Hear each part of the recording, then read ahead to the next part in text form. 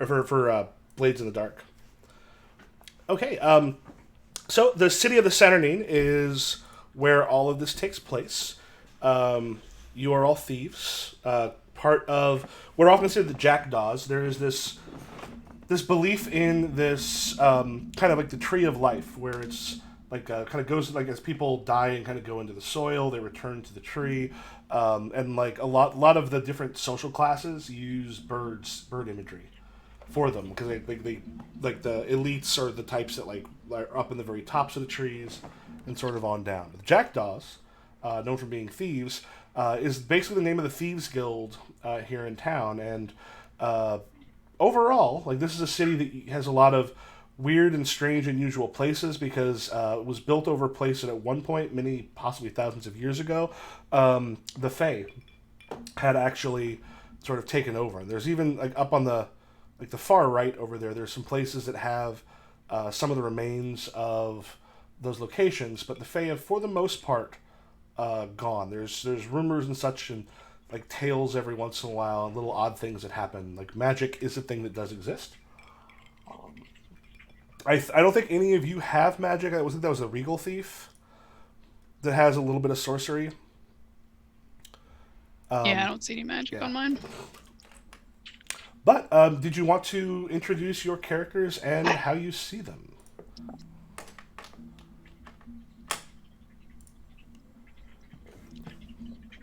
You want to maybe start, Paul, I got you up top. Okay. Up top? What do you mean up top? I'm just looking in the Zoom. I don't know. For me, I see Paul, me, Thomas, and Jetto. Oh, okay. Well, I don't know too many details yet because I'm still kind of like usually get the feel for the character as we go. But Eleanor, you kind of pride yourself on being the quietest, the simplest, not really about the fancy showing off, get in, get out, do the job. Still not set on personality yet. We'll kind of see how things play out in the first few minutes. Okay. So Eleanor, the nimble, and I've changed the name of your deck. Everyone should see a deck off, like 3 decks off on the side. And I think the Bruiser. I saw you name yourself Boris. Yes. Okay. Boris, his name. So Boris, the Bruiser Thief. All right. Would you want to introduce how you see Boris so far? Boris is uncomplicated. Boris is Boris. That's all I got right now. I love Boris. Boris is my favorite so far. Boris makes money by telling me where to hit. I will hit. Boris is Boris's favorite as well, as Boris should be. You want Boris to punch him now? Oh, it's too late. Boris is punched. I got an accent. That's what I've got right now. And Jenna? My name is Eugenides, or Jen. I pride myself on being very gender neutral. It's really hard to tell since I'm very androgynous, and I prefer to keep it that way, so I can easily slip in and out of the face I want to be wearing for each job. I come off very friendly and seem to be very open, but if you actually pay close attention, nothing I really say is true. So I have no real self-identity, but I am very good at making you comfortable with my existence. Cool. You probably also have like an amazing collection of wigs and stuff you can throw on to. I do. Yeah, because if you've got the shaved head and all that, like throwing something on is a real quick way to make yourself invisible. I also have a mild obsession with stealing jackets, and that does not exclude my thieving friends. Nice. Oh, have you ever seen there was a thing about a CIA expert actually talked about disguises used in movies? Mm-mm. There was sounds one. Really interesting, though. There was one from it might have been Alias. What was one with Jennifer Garner? Yes, Alias. Yeah, where she was walking through, like she grabbed a coat, she put it on, she took something off, grabbed it, and she's like, "This is exactly how you do it." It's like you can remove stuff or put things on, and put things on tends to work better because you're changing the coat. Like, 'cause she's in the middle of a crowd, she's like the people around you will notice, but the people further back won't. There's this just cool thing of they're talking about how actual spies disguise and hide themselves, which was cool. Oh, hey. Yeah, no, I didn't know that. I just really like coats. Yep. But now I know that there's a reason behind my obsession with them. Nice. Yeah, then one of the things, even though we're playing thieves, it's the thing in the thing book in particular, and also I think we probably are all people that realize this. The whole there's essentially a code against directly working against each other. It's not a game that's supposed to be we all backstab each other because we're 16-year-olds playing chaotic, stupid bastards. And a lot of, even though you're thieves and you're criminals, by working together you live to steal another day. We're like part of a crew. Yeah. Yeah. Doesn't mean your jacket occasionally going missing is a minor thing. It's just hey, wait, God damn it, Jen, it's cold out. And it was Jen or Jean? Jen. We might take something from one another, but no one else is allowed to take something from one another. I'll probably give it back eventually. Yeah. You're over the place. Wait a minute. Isn't that my... It doesn't matter if you're wearing it. It still used to be mine. So the three of you have done jobs before, because we got the. You basically got your nimble and athletic, a little bit acrobatic person. You got your bruiser, and then you got the face. The person who's able to talk, and it's been good for a number of jobs in the past. You had a friend of yours who was there was times that he would just essentially in the last week or so he has been insufferable about this job that he's got coming up, and he's just I got it made, trust me, I'm gonna get all this money and it's gonna be out of here. And this whole thing about this scheme, and he was looking into it, he was starting to case the joint. So it's a bit of a surprise when he comes up to you, and you know that his whatever his job is supposed to be in a couple days. Anybody want to make a name of a tavern that you three like to drink at? Maybe one that's the Jackdaws, the Thieves Guild, is often hanging out at. Name that immediately comes to mind is the Leaping Lady. Okay, the Leaping Lady. Whoa. So the Leaping Lady is. Let's do this real quick. Leaping Lady is a place that you all have come to drink before. It is a lot of your other. Essentially, it's owned by a thief who made well and then dropped the lifestyle, but made enough money and also realizes that one thing thieves do is thieves drink. Thieves drink a lot. And they also need places they can go where they're not going to be bothered. So one of the nice things is also knowing who to pay off for the constables to make sure that you're not bothered. But then Wilhelm comes up. And Wilhelm had been talking about this gig, that he'd gotten a tip, that the stuff checked out, and he comes in and he has been beaten, it looks like, to within about an inch of his life. He's limping when he comes in, his face is bruised. He just comes and kind of just heavily sits down at your table. He's got one arm has been wrapped kind of around him. And just sits down a mug. What have you done? Well, this one was a small job. A little thing we're going to do to get a little bit extra before the big heist. And, most guards are stupid. Most of them know better than to get in your way. This guy, though, he looks over at Boris and goes, swear to God, he was about as big as you, Boris. Probably hits as hard. I ain't even hit by you, but oh my God.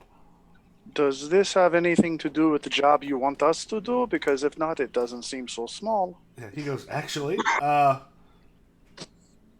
first of all, that job, as I told you before, that was my job. But the problem is, I can't so much do it now. You so much cannot sit in chair without falling over. Listen. I'm sitting. I'm fine. Oh, God. Did what happened to you expose the job in any way, or did you just have a disagreement? No, I got greedy and tried to knock over a... I mean, it's a small time merchant who was doing pretty well. I thought it'd be fine. How am I going to know? He actually could hire one of the hawkers, And hawkers are sort of a mercenary company. It's like there's a city guard, which are usually people who aren't being paid enough to care that much. And the hawkers are people who get paid a lot more, and they are professionals. So as a hawker, this guy didn't make enough money to hire a hawker. How the hell? Unless he's in bed with someone I don't know. But oh my god. Was the beating the end of the altercation, or are they looking for you now? He threw me out the door onto the street and basically made it known that that was not a particular merchant who should be touched again. I was sent back to tell a story. Oh, you were allowed to escape. Escape seems like I had a whole lot of choice in that decision. You escaped with your face on the cobblestone street. Yeah, I got thrown out. Okay, Boris. There's a reason they didn't break his legs. Yeah. Well, because my arm. Because my arm was pretty well knackered. You see anything worth going back for before you left? No, it was supposed to, that time you just stop in, you just grab a little bit, like a little bit of drinking money for the night. I mean, Jesus Christ, that's all I was going after, was just a little bit of drinking money. Well, I think maybe I might go back for a little bit more later tonight. Maybe a lot more. Maybe Yeah. asshole. They may not be expecting second attempt. But that's not the big job.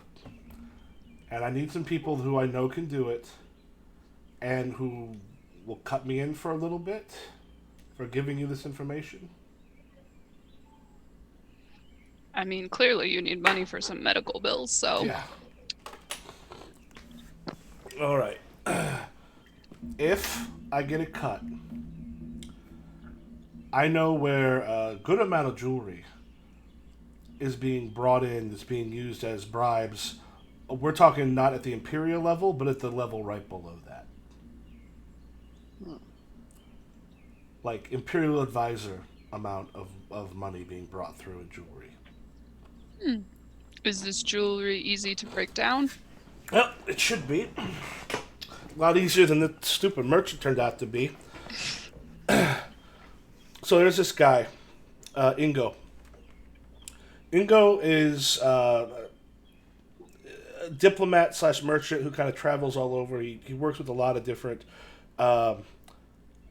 cities and mixes pretty high up in the aristocracy. Well, he was coming back, and he was being he's back in probably in about a day or so. But he's coming in with a lot of guards, but he's staying with the Telburkes. And Telburke Manor, do you know about Daramus Telburke? I believe I have heard of him. Yeah. Yeah, the thing you've heard is Daramus Telburke was kind of like a low-level con man, like someone who wasn't quite Thieves Guild material, who happened to luck into like a wife who died, like not terribly long after they got married. I mean, she was like in her late 70s, so it's not a huge shock that she died at some point. It was not in the best of health, which might have been why he went after her. So he's not only new money, he's new money in the married into it, but is still essentially kind of a two-bit con man sort of way.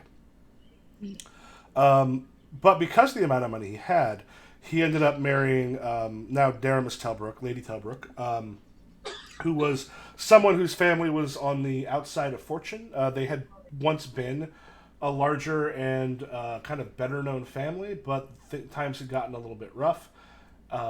They married, brought the fortunes together, and they have a decent-sized manor house. That's about all the stuff you know about him. But he's like, because here's the thing. Daramus is an idiot. But Daramus is never happy being, nothing but number one.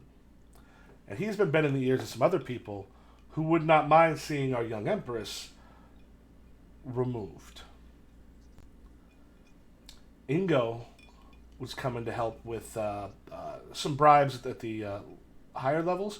Ingo is staying with Telburke. The Telburke has got in 2 days, Telburke has got a gala that he is supposed to go to. That Ingo is not. Now, Ingo will have some guards around, but people are not supposed to know he's here. This is way on the down low. He actually had a smaller amount of guard up until he met up with Telburke, from what I've been told. Oh, they happen to meet up at a place, and why don't you come stay at my place? They're on their way back now with a decent-sized group of mercenaries. That's because that's who Telburke goes with. The house will not be necessarily that guarded because, as far as they're concerned, this is just a dude that he happened to meet. Daramis Tolbrook. He marries Lady.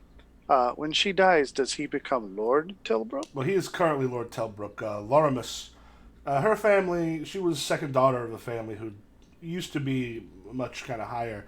She's married up just as far as the fact that they've got more money than she did, but as far as the aristocracy, she gives him legitimacy. But it sounds like not enough legitimacy to be a problem. No, but he's trying to become one. Okay. Nope. So, Manor House will have not much in way of guards, is what you're saying. He should have guards there, but from everything we saw, they're trying to underplay the hand. They're trying to make it seem like there's nothing there to worry about. If you hire a bunch of people, other people start paying attention. All right. Are they having any sort of gatherings or large dinners Not- anytime soon? Well, the thing is Daramis has to go to a large gathering with essentially the aristocracy. This is partly his opportunity to ingratiate himself. So that is probably the best time to go, because Ingo's does not play at that level. They're not going to let someone like him. He's both a foreigner and a merchant. He's a diplomat. He works with people, but he's the kind of person who shows up when office hours are closed.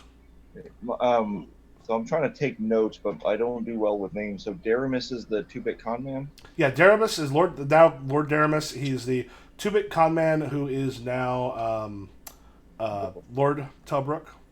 I'm sorry, I've got those names backwards. Daramis is the wife. Laramis. I should not have made those as similar. I did not realize that, because when you type them out, they look very different. Laramis is the lord who's a 2-bit con man. The wife is Daramis. Okay. And she's dead. Or she's the new wife. Yeah, she's the new wife from the family that had been... Okay. She was the second daughter of a family that did not have as much. That was on the downfall. Laramis had brought his way up, managed to marry into money, and is now trying to essentially make himself more important in the aristocracy than he ever should be. You can kind of only do that with... He's a ladder climber. Yep. Who doesn't realize what kind of ladder he's on. Okay. Yeah, I'm keeping notes too. Just so I can keep the names straight. Mm-hmm. And The main Ingo. reason Yeah. the main reason I can't keep names straight in real life when they're like real common names. When they're fantasy names, they just go right through my head. Mm-hmm. So, and I Ingo is I like grabbed an German names I think, advisor. for most of it. Okay.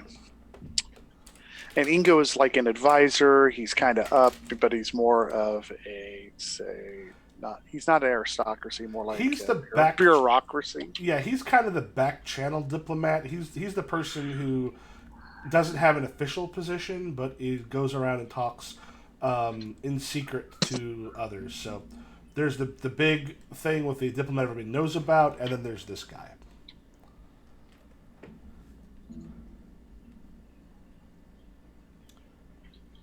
Okay, when will he be gone?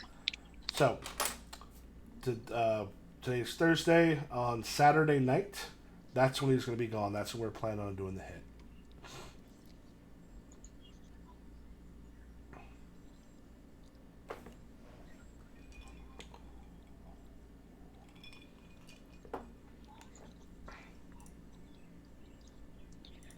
All right.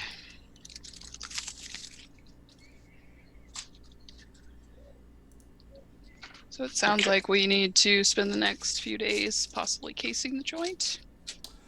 Yep. And there actually is a casing aspect to this. Oh, if I pull it out from here, a casing aspect to the game where part of it's your skills allow you to. Wait, what's not happening? Check something. your skills allow you to look into things, and it's essentially like, oh, I'm going to use this skill to decide like what actually is going on with this place or character. Oh, shoot, let me pull up those real quick. Try to things so I can just drag your tokens in, but are you able to drag your token from the character sheet on, like, there's one that says characters on the, so you got the little newspaper, it's called journal. I'm trying to drag your characters onto the actual map stuff, which is on a different page.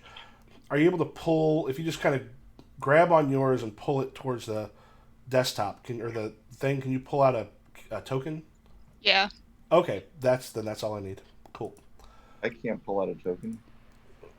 It took mine a second to load. That's not fair. Yeah, because Paul, I'm showing you got your default token. Oh wait, I'm sorry. That's why. Here we go. When I try to drag, it actually just highlights. Try it now.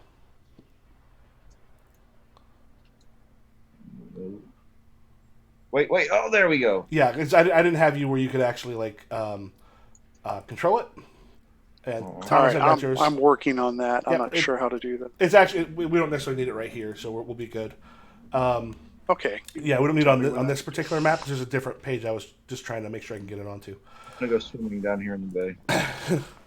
So, if the three of you decide to go casing it, what you're able to do is sort of tell me what you're doing, and then also like what skill you're using off of your character sheet, because these are the things that you are aware of, things that you know about. You're able to go, okay, like I'm using charm to talk to somebody. I'm using politics. What do I know about this particular house? What do I know about the situation? I'm using art or kind of any of those things. Like things like combat could be like, hey, what do I know about what's going on with local guard/mercenary groups? I could go and talk to people about that, because these represent both your knowledge and kind of your integration into the local culture of all of these different aspects of the character. So you've got 2 days to do some casings. What you can do is, if everybody wants to do like a case, let me know like what you're looking into, and you can get back together and find out. Or you can also talk here what kind of things you think you want to find out. You can start making some of those plans here. Hey, I've got a question about one of my skills under finesse. It says engineer's touch. I haven't looked at the book too much that you sent to us, but engineer's touch, is that he's kind of a technical kind of person, or kind of how would you describe that? So this particular one means that basically if you are trying to pick a lock, you have +1 tumbler for anything going. Like, so that just means you're pretty good at that. But if you look over at your character, you do have some education in engineering. Mm-hmm. You have experience with craft and culture. So, like, you know a little bit about craftsmen. You've been taught specifically about engineering. You have experience in different sorts of, like, cultures of the area. And all those things, like, that comes down to the role-playing aspect of, were you formally taught, or have you just done the job, or done stuff with it and had exposure to it? Okay. Well, part of casing, what I'm thinking is, this is a manor house. This is, probably in the nice area of town, or a nicer area of town. So much, do they have anything like sewers in the area? Okay. I was planning on going straight through the front door, but if you want to beat around the sewers, be my guest. Well, maybe multiple... Maybe we took more than one door to get in, or we might need door to get out. I was thinking playing up, go into sewers, look around. We're going to do work in this area. We have to look at it first. And while I'm doing that, I'll look and see if there's a sub-basement. Maybe there's a door down there or something. That is a fair point, and I will not stop you. My plan is to get a guard's outfit and just take a little stroll inside while I am patrolling, quotation marks. Now, my mom always taught me don't shit where you steal, so I think I'll stay out of sewers. Stay out of sewers. I will not go in front door. I will not disguise its guard. Their guard, it will not fit. Find big ass guard. You have big ass guard? Then I will. Exactly. And Do you have a general idea of where the jewels are being kept, or is that information we're gonna have to find? Yeah, he goes, probably going to be kept on Ingo if he's there, but beyond that, I can't tell you. We're going to be looking for it because there's no way it's not going to be either on his person or locked up tight as it can be. Got it. And Eleanor, is there a place you're looking? Yeah, I'm looking at my sheet and I'm seeing that I've got some history and culture, Mm-hmm. and I'm thinking that maybe has been expressed in like a love of architecture. Mm-hmm. So I'm gonna be in and on top of the neighboring buildings with a spyglass, looking through windows, making a map of the various floors, using that cultural architectural knowledge to like kind of make some assumptions of what some of the rooms that I can't see might be, and trying to get a map of the place ready for us. Okay. Yeah, so you're like you kind of know which ones you can get onto. You spend some time. The funny thing is, at one point, so Jenna, what are the particular things you're looking for while you are in, um, like you managed to, where do you get the guard's outfit from? I was going to seduce one. Okay. You're gonna seduce an Put outfit. something in his drink, steal his outfit while he sleeps. Mm-hmm. Yeah, just when he thinks he's getting to the fun part of the night, kind of smile. He's just gonna remember being very, very drunk, and not a whole lot else. Yeah. So as you head through, are there any particular things you're looking for in the house? An overall layout, as well as any sort of secret doors or compartments that they Okay. could be keeping, or So in that case, Paul, did you want to do something else because you're kind of looking for the same thing Jeddah would be doing by going in? Say that again.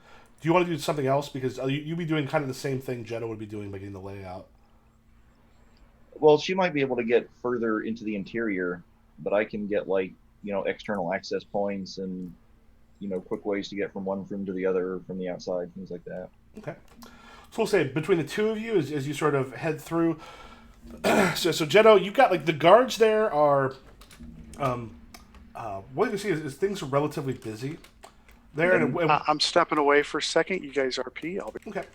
And so And if you don't mind, I'm going to say that also, like, we maybe have some bird call codes, so that even when I'm outside watching her walk around, if like someone's coming around the corner or something, I can maybe give a little like robin shriek or a starling call and look up here! Look up here!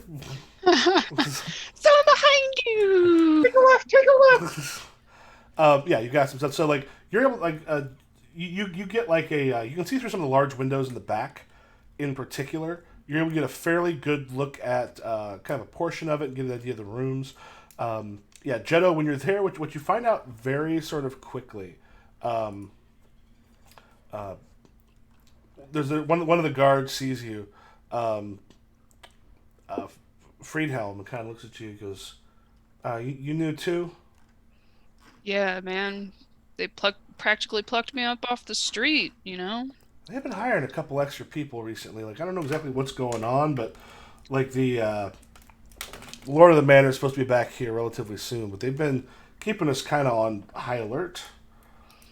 Yeah, did you notice like anywhere they're making us patrol more than others? They want us to kind of have a couple of us just sort of sticking around inside the house, which is weird because generally, like, we have one or two people in the house, but the grounds themselves they're wanting us to keep off the grounds for the most part. Maybe one or two people out there. I don't. It's hair on the back of my neck gets a little bit big, but there's the other thing. He kind of like smiles and then like leans in. I swear to God, both of these people, Laramus and Aramis, they're both having affairs, and I don't know if either of them knows what the hell's going on. Oh, Like interesting. She got like she whisked away to somebody's place for quite a long time, and like the guards that were with her had to be real quiet about it. He had somebody in, like. Here's the thing: it's not too boring, but just stay the hell away from Joran. He kind of nods his head, and there's this. You see this. Yep. And also, Paul, if you want to look under the handouts, you'll see a map of the Well, actually, technically, you would not have the basement. You'll actually get from Jetto. Okay. I mean, like outside, like once we're outside, like which streets and alleyways have dumpsters in them, things like that. Yep. Yeah, you kind of get the outside of what are some of the best ways from there too. Yeah, because Joran is one of the servants who's going around who's like being very bossy to a number of people. The servants all seem like a little bit afraid of him, except there's one, Gabriella, who seems to be like his right hand person. Like she's with him and also seems to have about the same amount of power.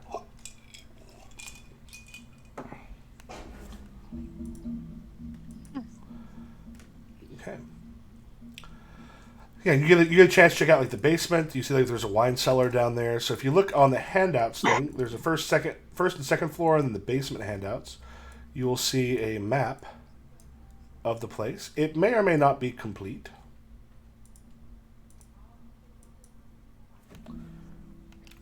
And we'll let Boris know, and the three of you have an opportunity to talk before what are the other things you want to check out, and I will refill my whiskey. Give me just a sec.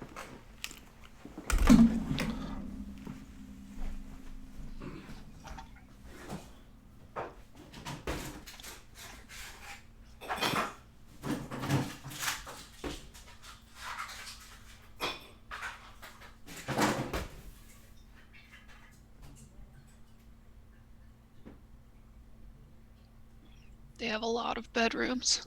Yeah. Like an inordinate amount of bedrooms. Yeah. Wondering how many of them are fake bedrooms. Yeah, I'm back.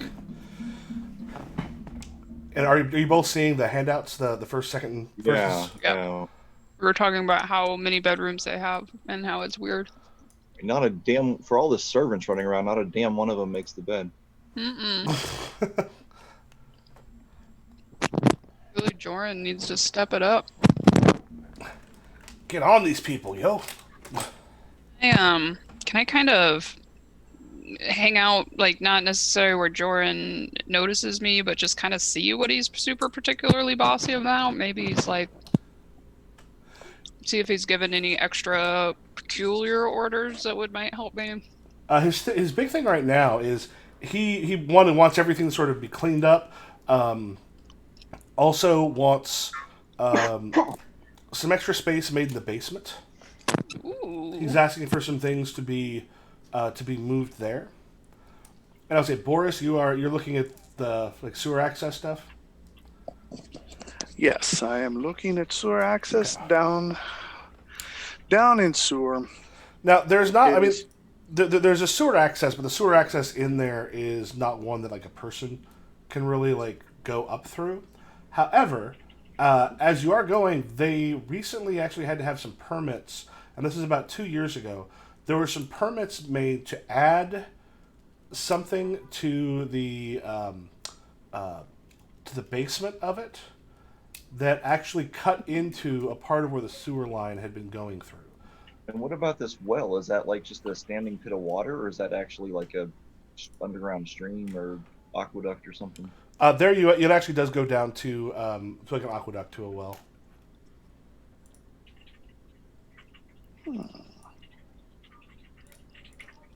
And how big this chimney on the left upper side?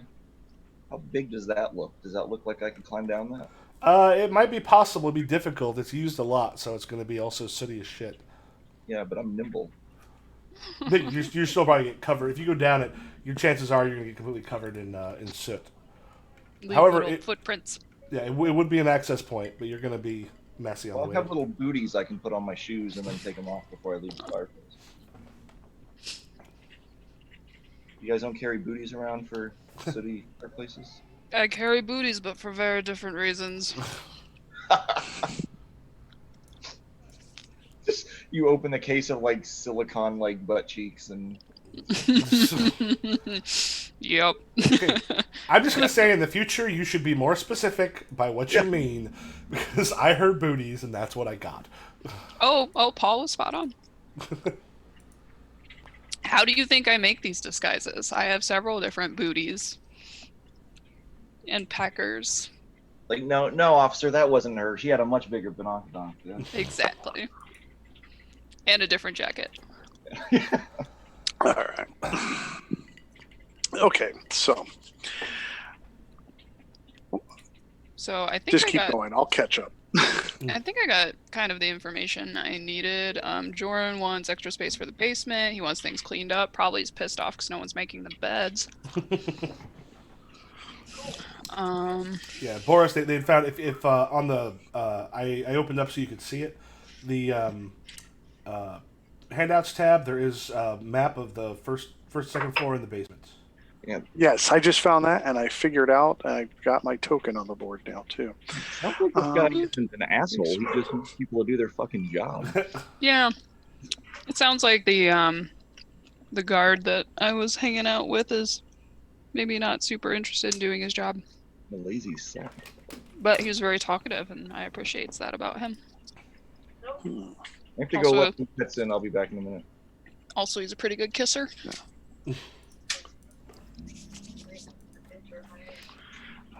So I'm looking at the basement tab. We have this well. So what did I miss? Can you give me the elevator pitch of what I missed here? On my casing, I noticed the head of the servants wants extra space to be made in the basement and things to be cleaned up. Well, that's good then. I guess we're saying this is what we found out later. So I found out, Michael, correct me if I'm not remembering this correctly, but there were some permits that were issued for work in the basement, and It cut into a couple of sewer lines that came into it. okay. So essentially, if you look at this, I can't really ping it because in the handout in the basement, there's that big chunk I'm looking missing. at it. There's that big chunk missing that if this were a dungeon, you'd go, hey, I might put a secret door somewhere around there. Right. It's in that location where the sewer line used to run that had to be moved. Okay. I also So found sewer out line that. could have. Oh, go ahead. No, go ahead. I found out that they're keeping the guards off the grounds, the main grounds. They want all the guards to kind of stay inside, which is weird. They only have like one or two guards really patrolling the grounds, and everyone else is inside. Okay. Well, if they move the sewer line, I'm willing to bet. I'm not willing to bet that the old sewer line is still there, if just closed off. That could be a fair bet. Yeah, and that could be a way in without arranging suspicion, or a way to get things out. Just spitballing. That is a fair point. So, I have established Yeah. myself as a guard, which I believe will be helpful, and that is how I would personally like to infiltrate okay. once we have more I information. think that would be the best way because this is just a backup plan. But Yes. maybe Well, we could also, work something else. yourself and Eleanor need to get in as well, and I think it'd be suspicious if all three of us were guards. So I agree. So, while I'm down here and I'm looking at this new construction, did they actually do this construction work on the sewer line? Yeah, the construction work with sewer line. The sewer line itself was moved. And And you're saying it's I'll even say this. small? You go and check it out. There's not an entrance to it, but you can definitely see where the line was changed. okay. But So there's did not they? like a way in? So did they put up block or something, or do piping, or they closed off the old one somehow? They because this wasn't the big giant like walk-through sewer ones Right. that were diverted. 'Cause this is about Victoria. Are we talking Shawshank Redemption, 3 miles of No, shit to we're, get? we're, Okay. we're talking like Victorian era style. So it's not like walk through the entrances for the sewer stuff. Okay. But it's like it might be crawl through, but it's not necessarily going to have Okay. a way to get in once you get up there. But you do definitely see where new construction happened because there is a portion of it that has been removed in the bigger sewers because you can kind of see it from the area where they had dug it out. So is this like the 22, 23 room in the basement? No, they're stuck on something, I guess. I would Above the way I took 21. it. Oh, go ahead. That's what I was taking. Yeah. It's Between right 19 across and from 22. 21. Mm-hmm. Okay. Yeah, that big open space. All right, so I'm guessing I went down here and I probably brought some sort of. It wouldn't be out of place. Uh, I brought some sort of equipment, maybe a crowbar, maybe a hammer, something. Preferably a crowbar. Um, I can see where the new work has been done. I'm going to try and tear into it and see how big it is and if it's still there. The old work? Yeah, Yeah. where they did the new sewer line. I want to break in and see where that old sewer line went. Yeah, you can see where it's blocked off. There's new passage. There's basically not new passage. There's a wall. Like at one point, Mhm. the sewer line went into probably directly underneath the house. Now there is brick and stone that has replaced. Okay, yeah, that's what I'm talking about. Is I want to bust through that brick and stone and If you see if I bust can through the brick get and into stone, that. you'll probably be going in, which will cause a good amount of noise if there's anybody who could hear it. Depending on where that Okay. goes, it's you would be busting through a wall in a house, in a manor house. Okay, so yeah, even though we're just in the basement, they would feel the vibrations through the house or something And like there that. might be people in the basement too. You're not sure. Okay, I did go steal a fine bottle of wine down there, and I did see a couple Okay. of servants doing the same. okay. Ooh, you should Um, put it in Joran's room so he gets blamed for stealing it. So That's are not a we bad meeting idea. up? Are we saying we're meeting up later? This is at the Leaping Lady, and we're going over what we found, or Yeah, and then you'd have one more day okay, for casing before the actual job. okay. So more in character.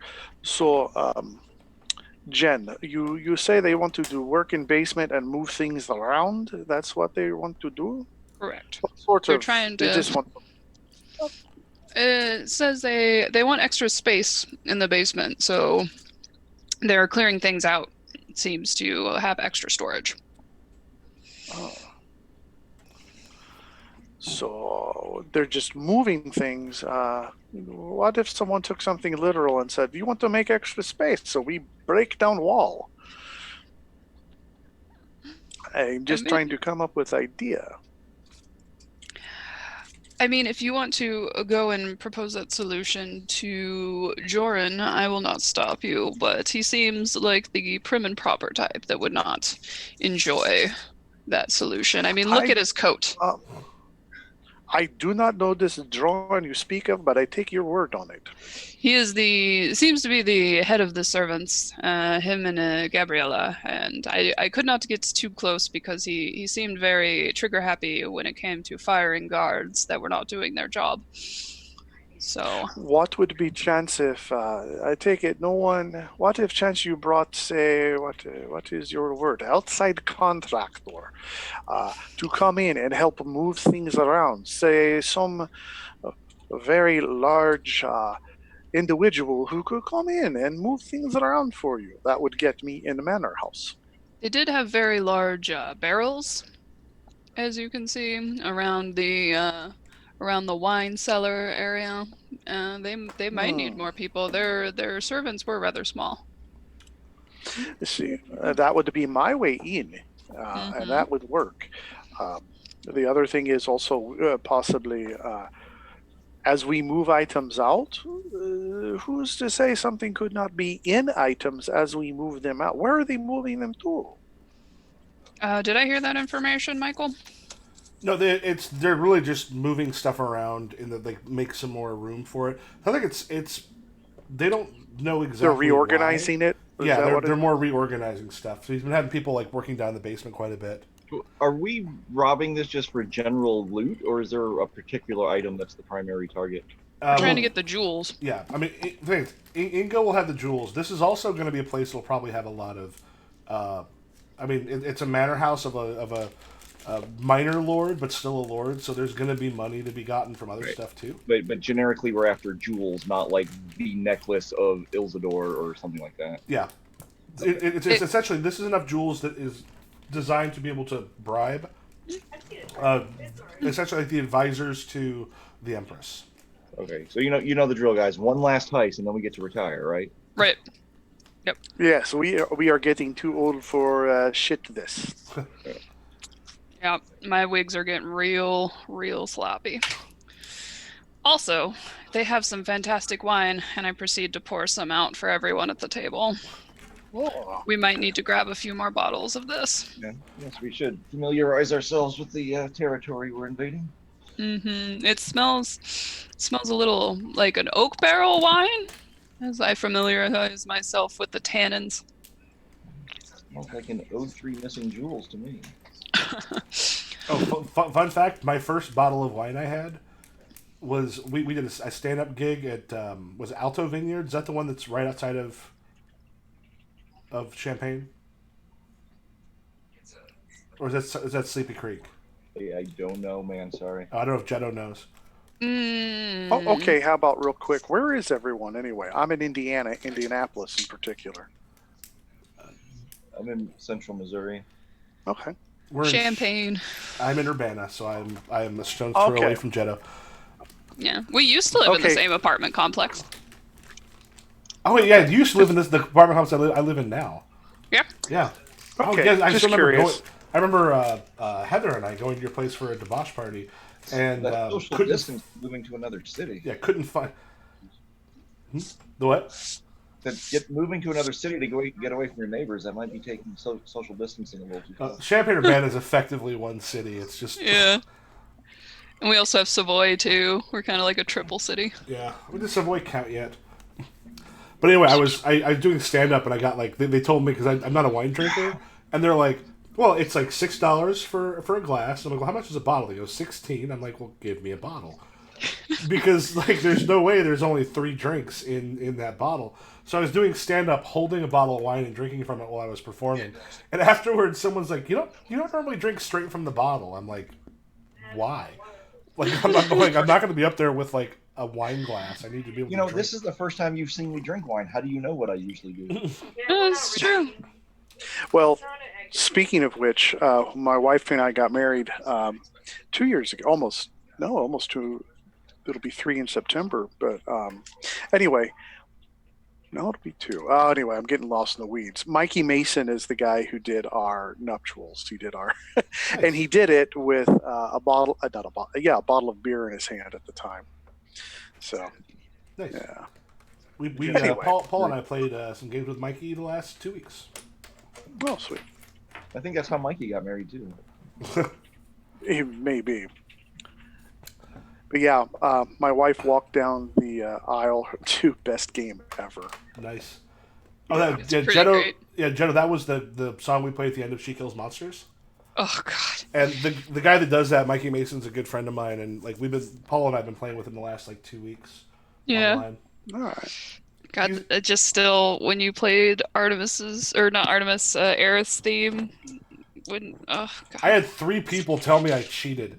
Like you cheated. I'm like, you're crying. I was like, you cheated. I'm like, I wanted you crying. Yeah. It felt a little cheaty, but I liked it. I liked it. I have so much fun. That's for that show. It was a great show. I want to do it again, Yeah, but I think- I know it won't be the same. Yeah, She Kills Monsters is a play about a woman whose entire family gets killed on her graduation from high school, and then she finds her sister's D&D module, and then plays D&D That module. is my and cat, finds sir. Out. Sorry. Anyway, okay. There's some drama going on. Someone mess with your cat. Yeah, my friend Dave got stuck with me during quarantine because he had plans to go hike the PCT, and then all that got shut down. So now he and I are living in a 1-bedroom apartment. Oh, how's that going? It's Well, not bad he's stealing actually. your cat, apparently. Yeah, no, it's not bad. Dave's a very courteous guest, and my girlfriend lives right upstairs, so I sleep upstairs. And if I need alone time, I can be upstairs. That's nice to have a girlfriend right there. It is nice. We kind of planned it. Oh, she didn't live there before? Or one of you didn't live there before? Yeah, she's lived here for 3 years, and I moved here because the apartment below her is super cheap, Ah. and also because she lives here. How long have you two been together? A year. Go you. Mhm. Congrats. Thank you. But anyway, I don't see you often. I don't see any of the... That was a nice thing about our meeting. Anyway, that's not about this. It was nice to see everybody, because... okay, so... You have one more time you can of sort of casing.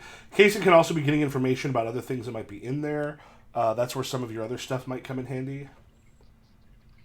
Okay. I think exploring what I should probably do is explore more about what they're trying to do with the basement. If it's just moving stuff around or if they're trying to build anything. Also, is Ingo there yet or is he still traveling? From what they were saying, he was coming the next day. Okay, so which is today? The next time we Mm-hmm. Okay. And then I also kind of want to see just what Ingo's up to. Okay. Right. And what about everybody else? It seems that I have some medicine experience. I'm thinking about maybe sneaking some laxatives into the kitchen. Oh, are you going to grab some laxatives? I'm thinking of like putting some in the kitchen and then maybe like screwing up making some chaos during the dinner. Well, no, the dinner stuff isn't happening there. Oh, well. Yeah, he is leaving It's to go. empty right now. Yeah, right. That's why we're doing it. Well, it's not empty right now, but then More or tomorrow, less empty. It doesn't happen. Right. Well, tomorrow when he had he is leaving for a gala, and you take a bunch of your guards and stuff to kind of show like, oh, here's how much I can afford. So they are going for this gala tomorrow. That's where the dinner and such is happening. Ooh, I don't necessarily think that's a bad idea, though, Eleanor. Possibly what we could do is on the day of the heist, we could make Ingo have a bit of digestion. Or sleep, or put everyone to sleep, like in the evening service when the servants do their evening meal. Just knock them all out, make them drowsy. Wouldn't that be a little suspicious? Well, If everyone's unconscious, no one suspects anything. yeah, that's what I'm saying. Only when they wake up, and hopefully we're gone by then. I just feel like it would be very hard for us to poison everyone at once or drug everyone at once, because the servants don't eat at the same time as everyone else. But yeah, at least vomiting or diarrhea could be explained by food poisoning. Yeah. Yes, and then we could get Ingo like maybe alone in the bathroom. Myself or someone else could be disguised as a doctor. We could see if the jewels were on him. Think Ocean's 8. It doesn't exist in this realm, but if anyone has not been invented yet. think Ocean's 8. Imagine an all-female reboot of a movie that has not been made. Yeah, Ocean's it does not 8, exist in the world. No, Same it idea. exists. I saw it at theater 2 months ago. It's called Ocean's 8. Yes. Bring us to your library and your cabin in the Last Dragon and show us all the books and movies that haven't been made yet. But yeah, so similar idea where one of us could kind of investigate and see if the jewels are on him. Okay. I'm actually, we've got this whole idea of the sewer system, which may or may not play out. Who cares? I will say this: your character also knows if you try to break in, it's great to do that if you know there's literally no one there. I am also looking at possibly. I file this away in back of brain, and what we do is, if we need another way out, we know we can get down there and get out. I'm thinking if things go, what is the word? Apple shape. Mm-hmm. Yes, where they go with that. We will need quick getaway, and I am thinking of that right now. Okay. I'm just getting a very distinct feeling that Boris just really needs to hit something. Do we need to find something in this heist for you to hit, Boris? Would that make you feel better? Or do we just need to go out hunting tonight and get it out of your system? Yes, we can also go find common fight clubs around here and win some money that way. I no go to common flight clubs because they are too violent, too violent for me. I hit things because I'm good at. I don't hit things because I like to. Okay. Were you the hitter in my leverage game at Fear the Con? That got to punch Justin Bieber? Oh, that sounds amazing. I wasn't, but I wouldn't mind. Okay. I just remember Adam did a thing where he gave the hitter an opportunity to beat the shit out of Justin Bieber during a leverage game. Been on that. All right. So I am Boris is deferring to other two. He come up with ideas. Ideas not necessarily work out. Um, you point Boris at something. Boris will go through it. Um, that's all I got. Also, if you also look at one of your skills, you can be like, what are things I can figure out with this particular skill? Mm. I mean, I do Right. have lure, so I can very easily lure people into adjacent areas, Mhm. even if it's a failure. Lure. So I do have the ability to move people around.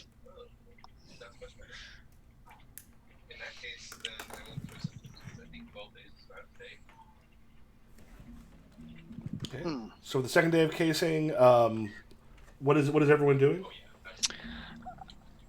I am going back inside as a guard because I've established myself, and they wouldn't think it was odd for me to come and check in for duty. Hopefully, I plan on doing a little more exploration of the basement to see if they're just reorganizing or if there actually seems to be a purpose around it. I also, since Ingo is arriving, I kind of want to keep a side eye on him just to see if I can pick up any habits he has, or if I can see if he has the jewels or anything along those lines. Okay. Actually, I have an idea now. Boris will actually take front door approach. I will Oh. knock on door. Oh, as they say, you ain't seeing anything yet. And I will ask for the jewels. Yes, that is it. No, I will knock on door and well, I'll tell you what. You want to role play this out? Yes. Please. We the thing is, we want to keep this relatively quick because then we're gonna get to the actual like thieving aspect of it. Okay, well here we go. I will knock on door, knock, knock, knock.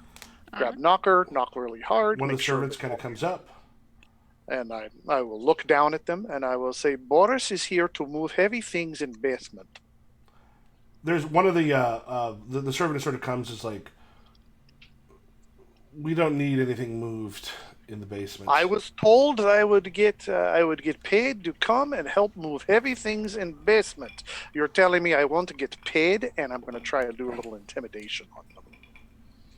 Okay. We'll say at this point, they go in, they end up talking, like, we'll go talk to someone. And this is one that because the stuff they had to have moved has actually already been taken care of. Oh, crap. Okay. And also, this is also part of it, like, this is a leverage game. That's one of those things, like, absolutely. But part of it is the nature of this game's a little bit different than those. It's a heist game. It's not only that. I mean, like, leverage is a heist game, but that's different stuff. This one's more of a thief game. Like, Okay. the biggest part of it's actually going through and stealing the stuff. But yeah, so this one, like, all this stuff is already the actual, and like Joran comes out and is just like, yes, what do you want? And I will give him the same spiel. Boris was sent for. Boris has come to move heavy things and will get paid to move heavy things. His eyes kind of narrow, so he goes, who exactly was it who told you that you were supposed to come and move heavy things? Say, Gabriella. The name was Gabriella.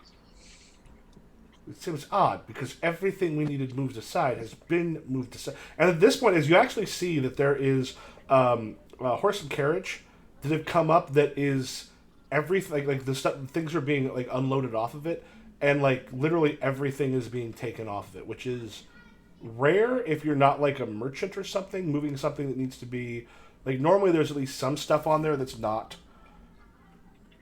Wouldn't they come through a servant's entrance or something? You can kind of see it along the side as Okay. as people are coming like unloading. It's like everything in the basement everything has already been moved. I don't know what she told you. I don't know who you are with, but that's something we've already taken care of. I will look at him. Here, I'm going to turn my camera on for a second.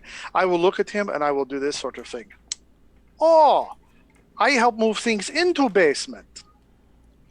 Heavy things into basement and get paid. He kind of puts a hand out. He's like, it's already been taken care of. No, I can move heavy things. That's what I was sent here to do, to get He paid. kind of looks over at the guard. He's like, take care of him, and then turns and walks back. Oh, and I look at the guard and I'll go, you will pay me? No, you're gonna leave. I am going to leave after I get paid. And shuts the gate. Oh, he shuts the... Okay, well, as he gets ready to shut the gate, I, of course, will put my big lumbering foot into it and make sure it does not shut. He just sort of looks up and goes, "Don't make me call people to end up taking you out." And you know what? With that, because Boris is just going to, realize. Here's his inner monologue. Boris is smart, but not able to apply very well. So now Boris will go to what Boris knows best. I will render unconscious.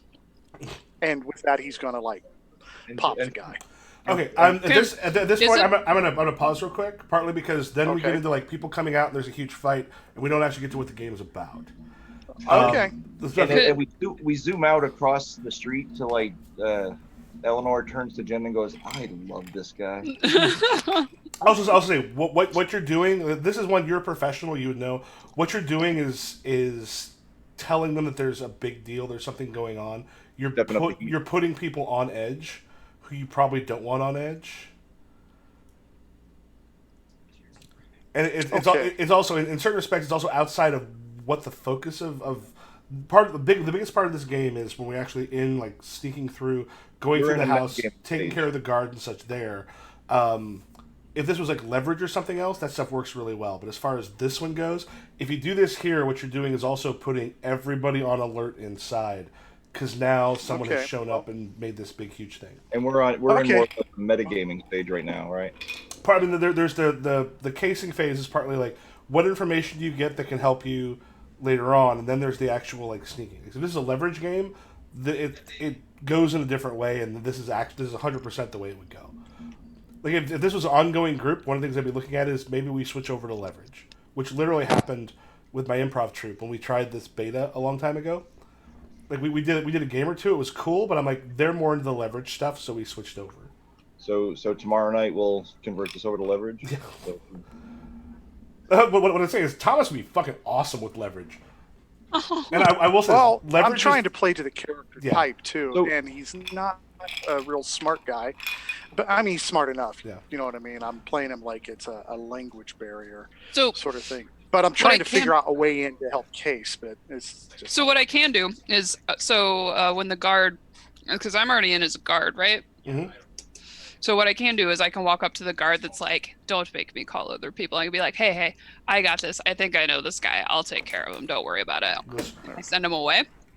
Okay. And then I look at Boris and I'm just come in, be quiet, be as low-key as you can, and help them unload back there. Okay. And then that's what he will look at you and he's going to try not to get noticed by Jordan. So you would have paid me. Yeah, I'll say that the thing you're going to notice is that there is no entrance from the basement to whatever the place. As you take some stuff down, there's no entrance from the basement to whatever it was you were going to place down there, or rather, from whatever was added to it. We can give you the link. All right. So he'll come in. He'll move some things around. I'm going to try and keep an eye on just the layout of, I guess it's going to be the pantry and the kitchens and the storage and things like that. Could you also and see just make a note what they're adding? Since it's odd that they're adding. Yeah. No, the thing is, what they've done is it's probably supplies for the party. Well, they've moved stuff, and then the party has nothing to do with. The party is someone else's throwing it. The Lord of this Manor is just going to the party, but the thing is, they're removing literally everything from Ingo's stuff, and they're moving all of it downstairs, essentially to try to make it look like nobody has shown up. Okay. So that if anybody sort of comes by or sees something, they're not going to see a horse and carriage laid down with stuff. They're just going to see there's a multiple horse and carriages, but there's a lord and a lady here that sometimes do different things. So that's probably what it's about. Yeah. So it's as you're going through though, one thing you are noticing, wherever the entrance is to what was created, it was not in the basement. And I think you've got some engineering, right? Mm-hmm. Yeah, yes, I do. Yeah, you've been taught, you know what to look for. And he has formal education in it, not just experience. Yeah, and so as you're looking through, there is an entrance to it. It is technically in the basement, but it is not attached to the basement. Okay, that is good information. It's under the main stairs. Honestly, when you go back and look at the map you've got, you are 100% correct. The thing that's on there is under the main stairs. Because I went and let the dog out. Okay. So he'll do his thing. He'll keep his head down, and then he's going to, when they leave, he's going to leave with them. I'll even actually add this. It's not only under the main stairs, it's under the right side of the main stairs. Okay. Like with the map you've got, it is on the right side. It is not on, like, the way to get down is something over there. Okay. Jetto, what you realize is Ingo has a guard that's like always like right at his shoulder. He also has several guards who came with him. You actually hear you overhear some people talking. Several of his guards, tomorrow night, the lady of the house is going on a trip, but she's not taking any of the guards from her house, which is weird. The guards she's taking, most of them are Ingo's. Okay. And Ingo looks unusually nervous. As he's kind of going around there, you look at him, you kind of tell there's people who kind of know, and there's times you see him talking specifically, like in the distance, with Daramus, the lady of the house, and you can see the confidence and such. But as he's walking around, not talking with her, and just with his guard, and other people are kind of moving around, he looks a little out of the way and nervous. And at one point, there's basically all hands on deck.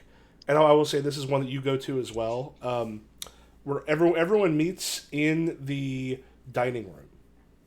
Okay. And you come to this dining room, and you're basically told, "All right, these people are going with," and it's one of those things that shouldn't be told to everybody. That there's no reason to make this a big. This is the thing in the present day. It should be an email, not a meeting, kind of thing. All of you are there, but when you go back out, you don't see Ingo again. Ingo and his personal bodyguard, you don't see the two of them again, and none of Ingo's people seem to be surprised by it. Okay, so we go and have a big meeting, and it's just said as the meeting that Daramus is leaving tomorrow. And tomorrow night, certain people are going with Daramus, certain people are going with Laramus. They're all going to these different places, but like that's again something that would have been pretty clear because everyone who's going with Daramus is one of Ingo's people. Laramus is his own, and usually the people he'd take with him. So as as they talk about this stuff, you're like, yeah, that's not news to anybody. But then you don't see Ingo again while you're there. Okay. Okay. And Paul, what were you doing? I think I was maybe preparing a stash of laxatives or something to kind of stash behind the on the first floor, the kitchen door, maybe out back kitchen, either to sneak in and mix it in with the food or leave it there so that Ben could do it. All right. So did you give it? You ended up giving it to one of the two of them to drop off. Well, I think maybe I sneak it in to the back door, like just outside the back door, so that one of them, while they're in the house, can go out and get it at the appropriate time. All right. Because it's not till tomorrow, so we don't want to start mixing it into food tonight and raise suspicion. All right. So in that case, what we'll be able to do is, are we okay taking about a 5-minute bio break and then coming back for the actual like going through the place and getting your shit? Yeah. That sounds Yeah, good. sounds good. Sweet. Then I will see y'all in a little bit. Give me a couple minutes and we'll be back.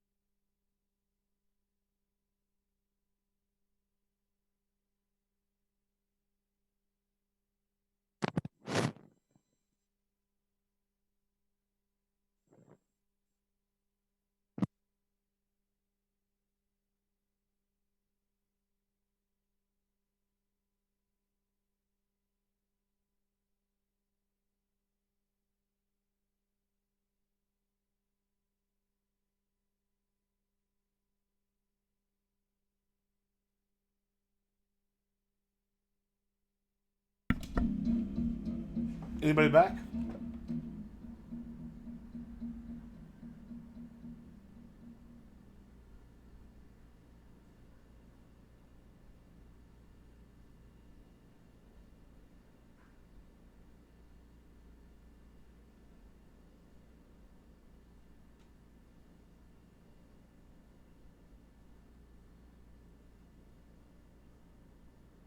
Holy shit.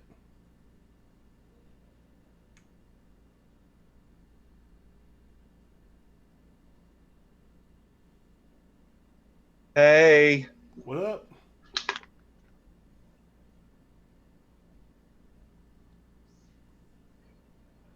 Still have snacks left over from yesterday's session if anyone wants them. Ooh. So, you know, was it Ming Na Wen? I'm trying to remember her name. She was, you seen Agents of S.H.I.E.L.D.? Yeah.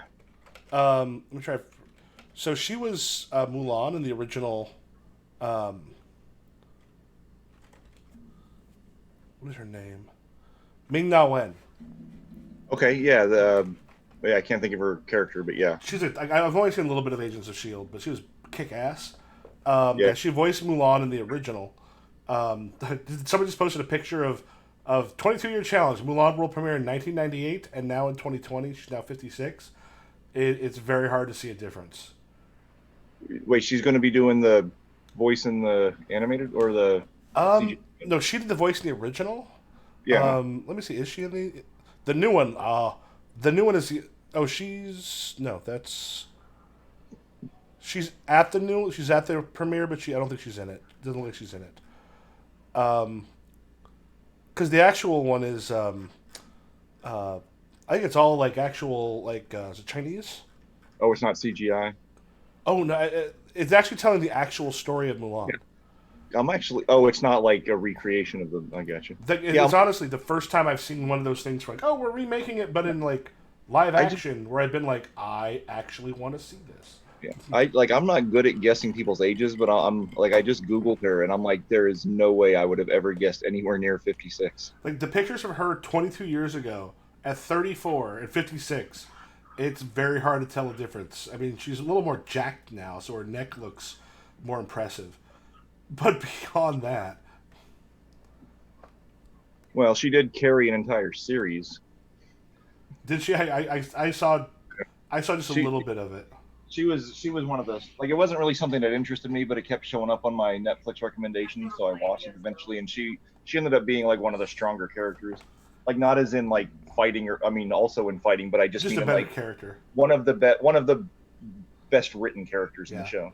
I heard it got better, but I've not seen. Yeah. I've not seen a lot of it. Yeah, she's also one of the few characters that just didn't have a bunch of shark jumping. Like, where the hell did that come from? Kind of stuff going on. Well, someone made a choice. We don't get it, but they made it.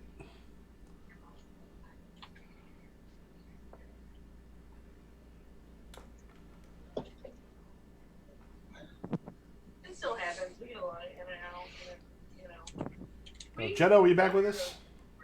I am. I was just muted because I was talking to Dave, but yeah, I've been here. Sorry. Hey, Dave. Did you get your cat back? Yes, he is sitting between us because the problem is Jenkins loves men and I am a lesbian. Yeah, but I was about to say, there's not a ton of them coming through your place, are there? So every roommate that I've had that's a man, he gets really excited and really obsessed with them, and it's really adorable, but also hurts my feelings a little bit. You're supposed to be mine. Yeah. So I feel bad for him because he's just like, I just love men, and I'm like, I'm sorry, I don't date them. I've had a couple of people I've done fairly well with. We start dating, and her cat really loves me. Like it's like I hear that thing like, oh, my cat doesn't like anybody, right in my lap. Yeah, I've had where the cat's been more disappointed by the end of things than she was. And I have a friend who actually, like, if that was her story, she would say, like, or it was like from her perspective. I forgot what I was about to say. Then. You sadder. It took too long to get it out. But yeah, so he loves Dave more, which is fine. Aww. But he's still mine. I remember she'd be like, "You don't think I get enough of this shit from my family, motherfucker?" Yeah. But the cutest part is Dave also didn't really identify as a cat person, but I can tell he likes Jenkins, and that's cute Yeah. in Well, its own way. when I lived with with the pro sizes, I literally thought I thought Mike was fucking with me because like the first night I stayed there outside my room, I just heard meow, meow, meow, meow, and it was steady and like the exact same sound.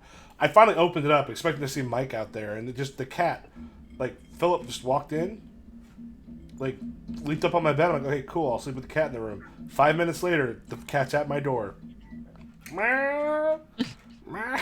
I used to chase that cat in the back room and shut the door because it would wake me up all night. I loved that cat when I was awake, but when I was trying to sleep, I hated that cat. Some cats are not okay with closed doors. Nope.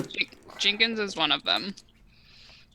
Some cats also make people aware that whether or not they're a cat person isn't really their choice so much as the cat's. Yeah. Oh, yeah. Like, I like cats. I like dogs. It's just just let me sleep. That's the big thing. Yeah. Maybe give him some bags. All right, Thomas, you back with us?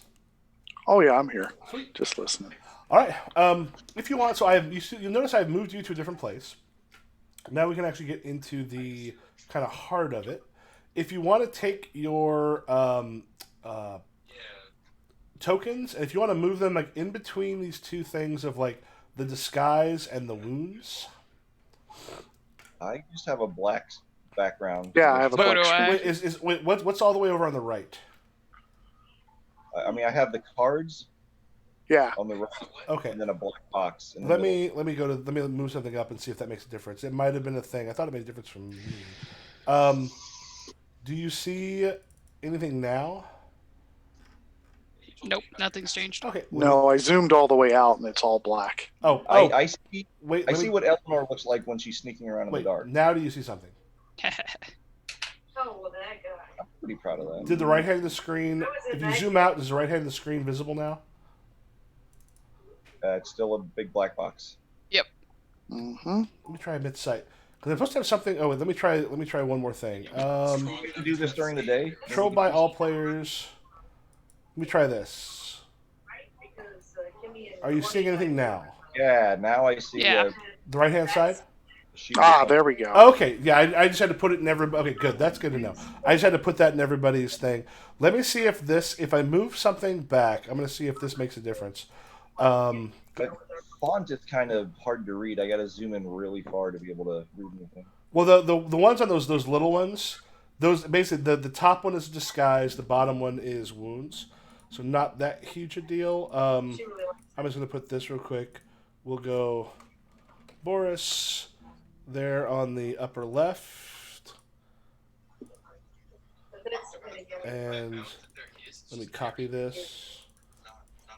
And Hawk didn't want us to go over there. So we make a big fuss.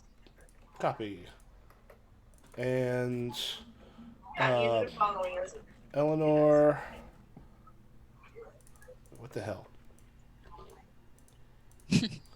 And gentlemen, put you down in the bottom. I've Left. still got mostly a black screen though. Is the thing? You should have half of it black. Is the right hand side? You can see like So, I could Overview see of tokens. rules for cards. yeah, and then below that, can you see like some stuff about disguise and wounds in each of your names? Yeah. It was brighter, like it was a white papery color with our tokens on it, and now it looks like it's like Oh, grayish. dark. Dim. Okay. Yeah, darkened up. Then let me just move this back to. And the tokens are missing. Let me move Yeah, that back the to token tokens are layer. there. Now is it okay? Yeah, there it is. Yeah. Ah, there we Okay, go. so yeah, it's one of those things where it's the difference between what I see and what you see. So the project dark token at the bottom, I gave light. Wait, Paul, It's if you not want to there pull, now, though. Do I need to redrag out? yeah, Paul, if you want to pull your token into where those other tokens are. I think all of us had at least a little bit of in that. I mean, I Alright. Now I'm apparently not able to do that.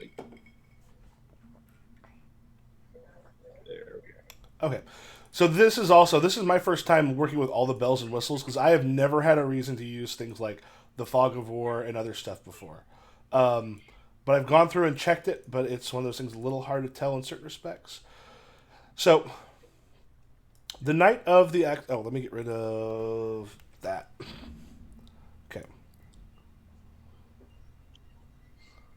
Actually, let me make you a little bit smaller. Let me check something real quick. Dynamic lighting. Okay, good. Oh, that says disguise, not disgusted. Okay. Yeah. Like, what are we doing in this sewer, man? Make you smaller. And okay, so I'll start. So this is one where you're actually able to get on pretty easily from the back of. Oh, let me do this real quick. What's happening here? Recall. Why is that showing up for you? Like one check on the bruiser deck. Did I hit something wrong? I think earlier I had a little pop-up thing that wouldn't disappear in that area, and I was clicking stuff to try to make it go away. So Did it say shuffle? It didn't really Yeah, I say. accidentally clicked it once. So Okay. there we go. It's reset. Okay, there. So now we should be reset. Okay. So at this point, you can probably see like the outside, and like I think probably Jeno, you're looking into, or is it Jeno, or is it not Jen. The Jen? left side's still black. Yeah, for me. Jen. Rather, are you looking into? Are you on the left side? Can you see something? Like Paul, are you able to see? Now, when you drag the tokens to the left side, it just went behind the black box. And you can't see it. No. Nope. That's true for everybody. Yep. Yeah, What- can't what see it. oh, wait. I think I need to do this. Okay. This is good to know. Emits light. I'm going to put... Or has sight. I think if I just hit has sight. Paul, can you now see stuff? No, I cannot. I'm gonna share the screen so you can see what I see. Okay. If that helps you do it. Yeah, I think that'll probably help. I see a token now, but it's black otherwise. Okay, then let me do this. Advanced fog of war. We'll say 40 feet.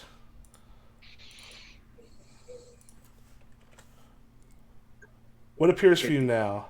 Can you see me in Zoom? I shared my screen in Zoom, so you should be able to look and see. I cannot. I see I see your my screen. token floating there. Yeah, I see your screen. I see 2 tokens. Yeah. I do not see your screen in Zoom. That's awful. I just see black. If you want to remove... Oh, yeah. If you want to go ahead and remove that.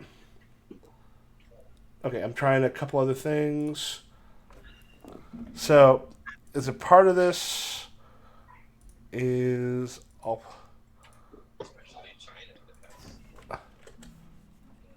Let me check.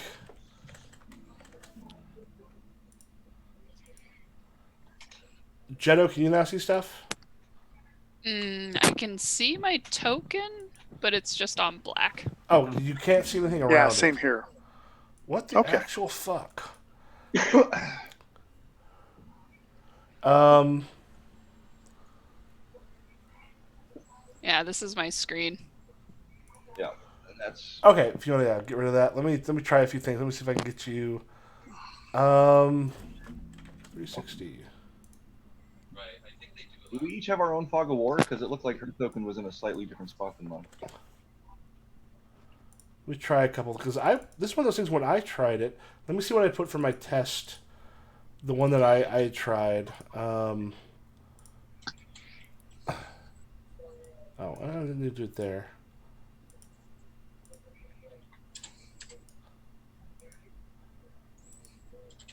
Edit.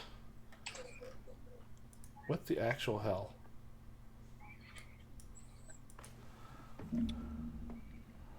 Bar location.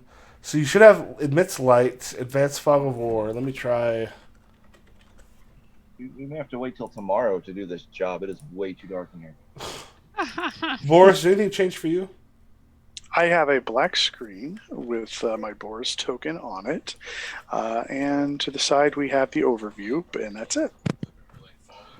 Okay, well, give me just a moment. Let me try a couple That's things. no problem. So this is one. Let me know if anything changes on yours. Jeno, did anything change on yours? Boris.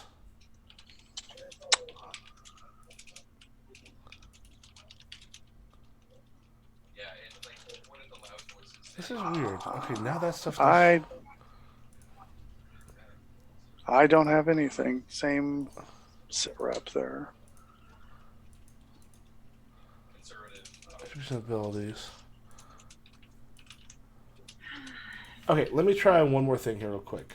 I'm gonna see if I can do this. Token in. I'm gonna just take this. Paul. Save changes. Advanced.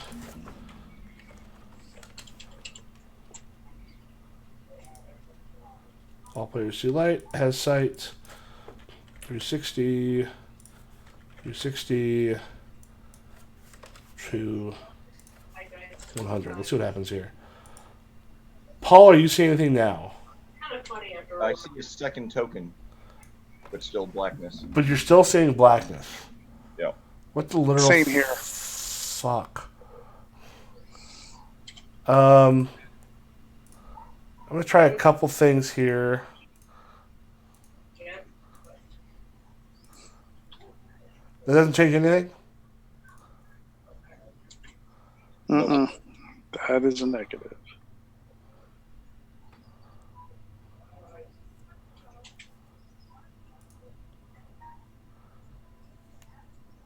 I'm assuming nothing changed here. Oh, something changed kind of on my screen. Okay, so there's a little something I can do. Like a little, looks like a little hall here, or a little yeah, bit of grid. a little pain in the ass. Like, so I had. This is one of those things that actually I could see on the I have a dynamic. picture now. What? I see a tiny little rectangle now. Yeah, I created that. Let me try this. I'm gonna try a couple things because this is one of those things you can actually go through and like check yourself and go, okay, this is. Anything changed there? No, Oh, this is pissing me off. I'm sorry. that's okay. I mean, the don't worry whole about it. the whole point of the session was to help you, right? Yeah, well, so I was trying to make sure Yeah. that this was working. Yeah, Hey, you know what? Because I'm also trying to get onto this Roll20 thing too. Mhm. So, we're all guinea pigs here.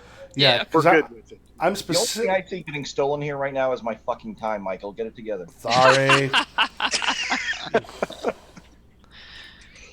No, yeah, I was aware I'm here to help, so I wait, what don't is this? mind. Oh, I'll grab that. And, I'm and cash- would it help again if one of us shares so you can see live with the change? No, I know what you're seeing. Because you said you saw the little hallway. Because I hit like a reveal polygon, but I should be able to do. Let me try 1,000 and see what that does. Because this is one of those things that when I tried it, because you can do a thing where you log in as player, and I had a character. And Paul, that probably changes nothing. Nope. I am super confused. It's okay. Let me try edit. All players can be edited. I'm going to add all players here. That shouldn't make a difference. Played like a 3-year Monster Heart games with some of the booters, and by like at the end of it, I was talking to Brandon who was running it and had like a paid account, and just realizing that like all the cool shit that we learned to do was like not even scratching the surface of what you can do in Roll20. Oh, wait, was it? Wait, you remember what Brandon's? What was his name? What was his like? Roll His 20? handle is like Silver. I don't know what his Roll20 was, but I think on the forums he's like Silver Seraph. Oh yeah, he actually ended up dropping ours because he did some really shady shit. It was me, him, Mikey, and like two other people. Yeah, that was one where we ended up dropping him he ended up dropping because he was trying to force someone to come out of Darkest Thing and getting really pissed off that he wasn't making someone else do something they didn't want to do.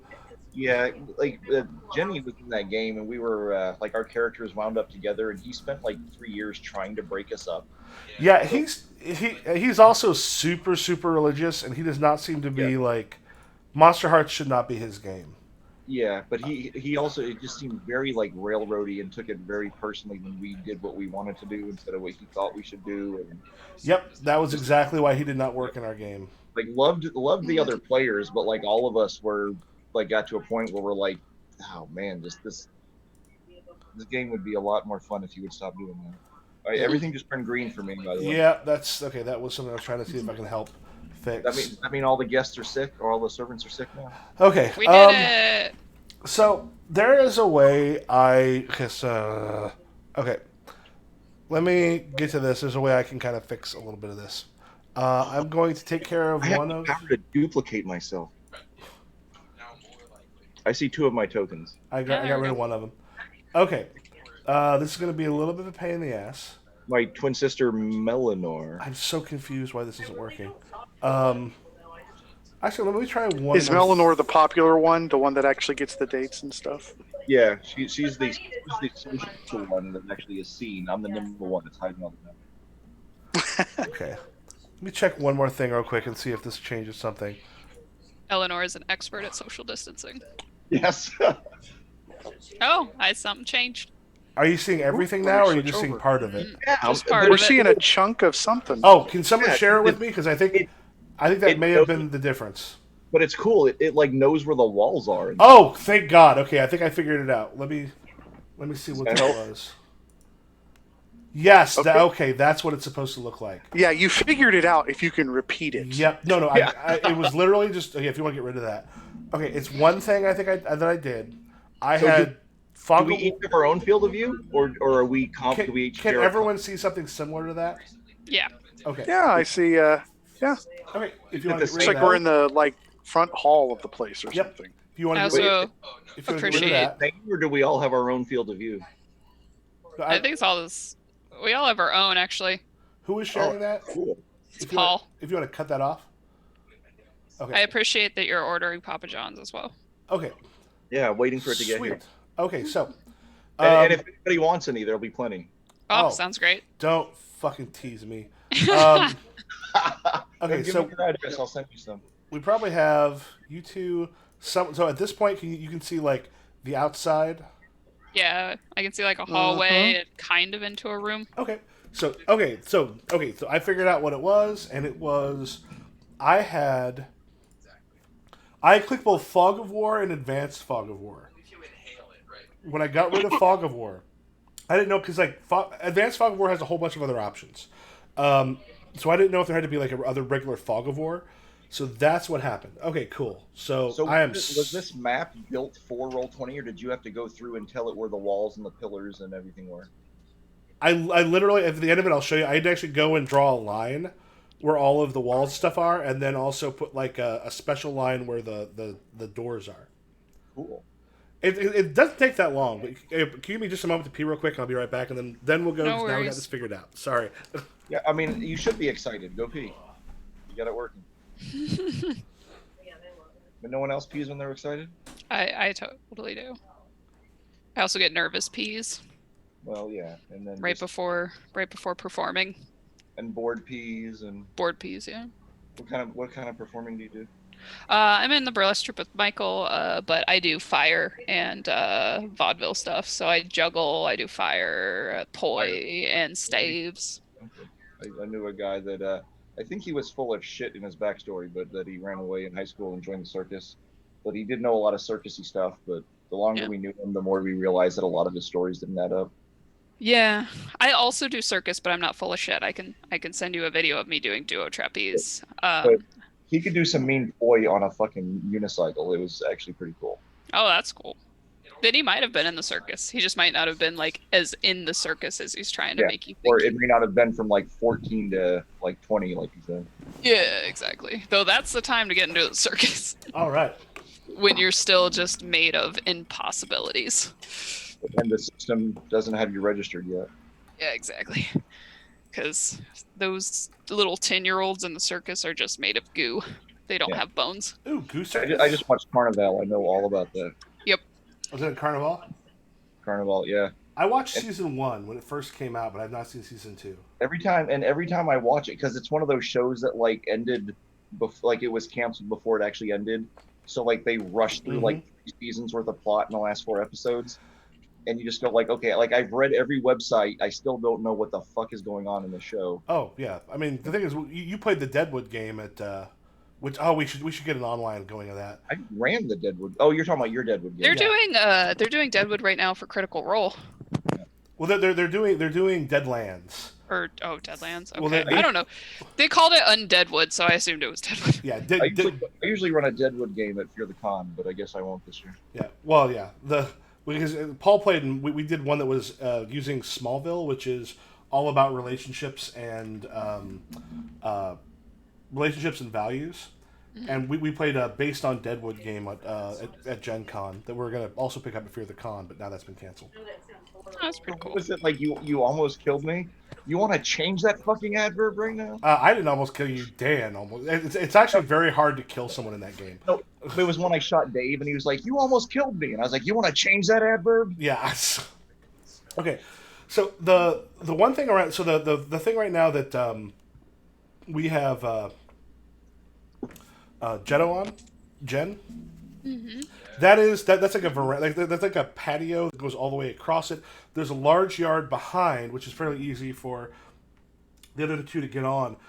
You see one of the guards like walks out and heads his way. Whoa, that should be grouped. Let's see.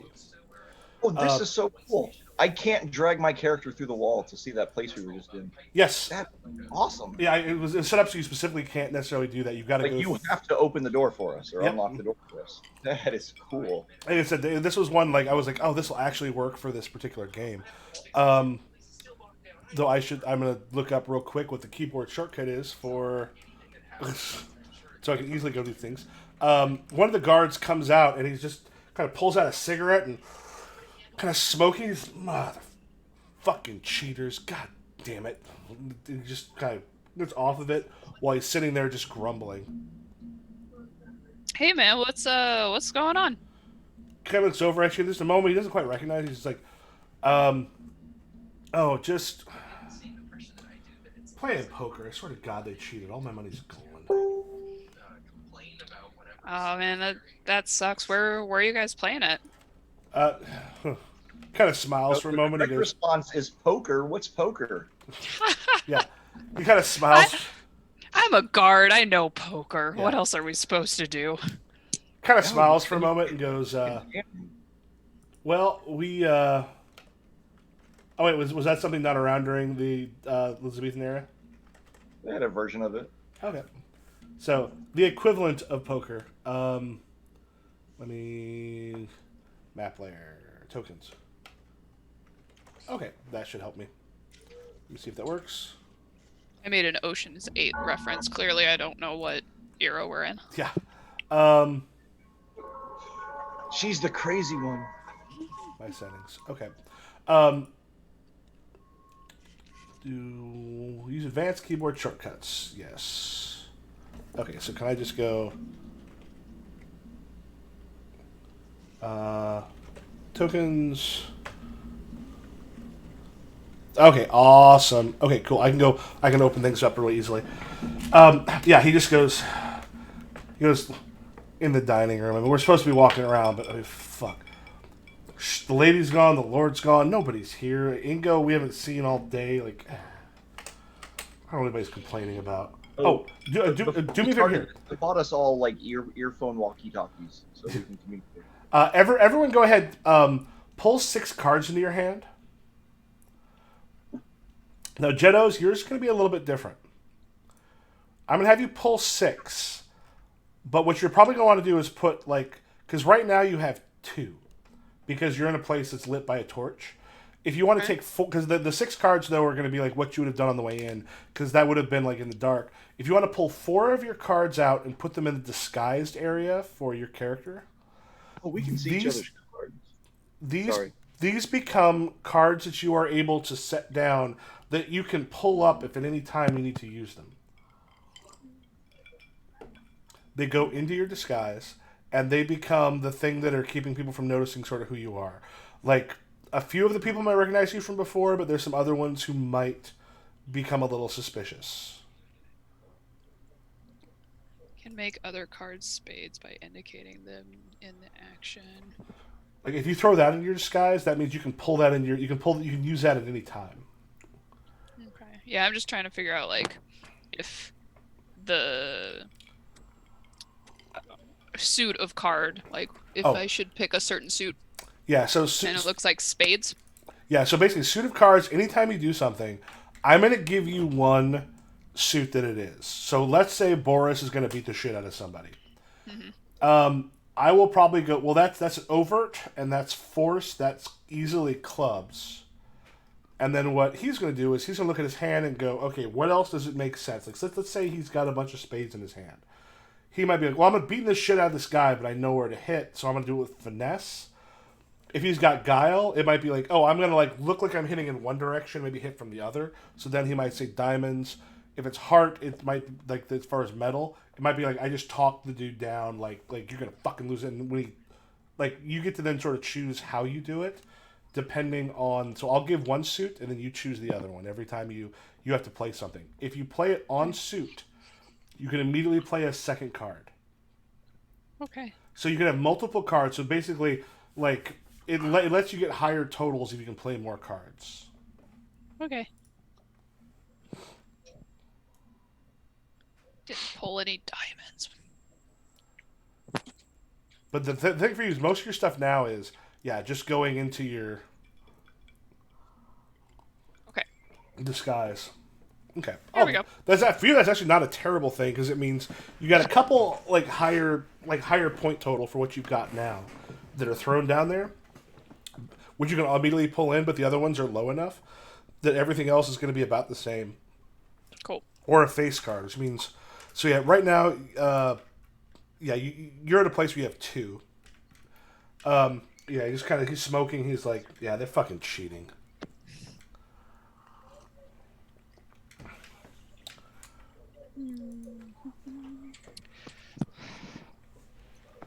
What do you do? That's what I'm thinking. Let's see. Do I want to meddle in this game of cards? Well, while this is happening, what are the two? Are you two sneaking in through the back? Well, I'm looking at the screen now. Now, I was just letting you guys go for a minute. I've got, it looks like at the bottom of the screen, there's a little strip that's highlighted. I see myself, and I see, who is that with me? It's the ninja-looking character, and that's it. I don't see, that's Jetto. That's Jen, I think. Do you see the stuff? No, that's that'll be Paul. Do you see the stuff with Okay. Let me do this. Okay, so Eleanor and I are out. We're outside. Yeah. Well, can you see Gotcha. what can you see what Jetto sees over here? No, I don't see anything where you pinged. What the hell? It's fog of war. Okay, It's grayed out. Let me try this. We're in there, but we can't see it live. All tokens reveal. So I'm gonna try this. But I was thinking of sneaking in through the back door kitchen. The room. Oh, That let me try this thing. Yeah. Now I've got black. Now now I see. Now can you see what Jetto's looking at? No, I just see a hallway. I've got I got a hallway, and I see Jen in the hallway. Let me try one other thing. Okay. What about now? Yeah. Now I see everything. I don't see anything. Yep, now I see everything. Now I see everything.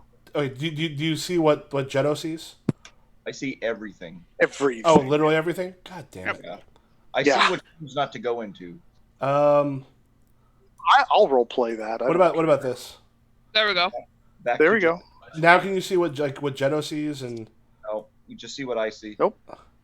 Yeah, which makes sense. We're not in the room with her. Well, yeah. I guess we'll kind of go. I wish I could do it so that like you could see what she sees because it's supposed to see. All tokens reveal. Advanced Fog War is only revealed by tokens with sight. They're controlled by at least one player. Allows tokens with sight which are not controlled by anyone to reveal Advanced Fog of War with GM only. Enforced line of sight. Set by what tokens they control. Only update on drop. Restrict movement. Instead of darkness, show light in players. Does that change anything? Nope. Not for me. Same thing. What about now? Oh, Ah, there we there we go. go. There we go. Oh, now you can see what everybody sees? Yeah, Yeah. Okay, good. Yep. I think so. That's what I need. Okay. So everyone can see like the 3? Yep. Yep. Oh, okay, Just pinged good. it. This is exactly what I need to see. Okay, good. This is what I want you to be able to go. I'm stepping Okay. away for a sec.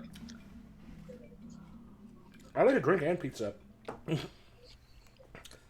Okay. Yeah. So what I'm gonna do is I'm gonna look at the guy and be like, "Listen, man, I've gotten screwed over by cards so many times. I asked this one guy I saw this magician on the street, and I asked him to show me a card trick. So I take out a couple of cards from my pocket, and I'm like, hey, listen, this is how you do it every time. And I just show him like a simple way to cheat at the cards, and I'm like, it works every time. Just make sure to palm it and to not show your elbow, and you'll be golden. And I send him back in.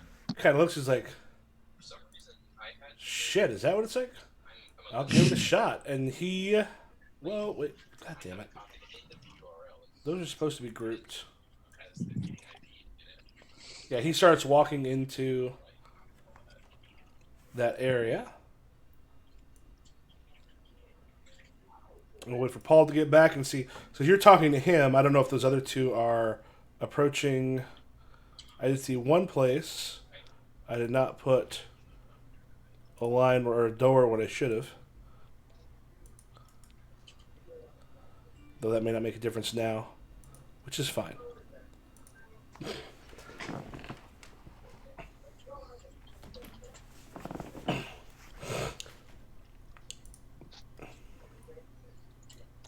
Okay, so Boris, are you hanging out in the backyard? Or are you kind of moving closer?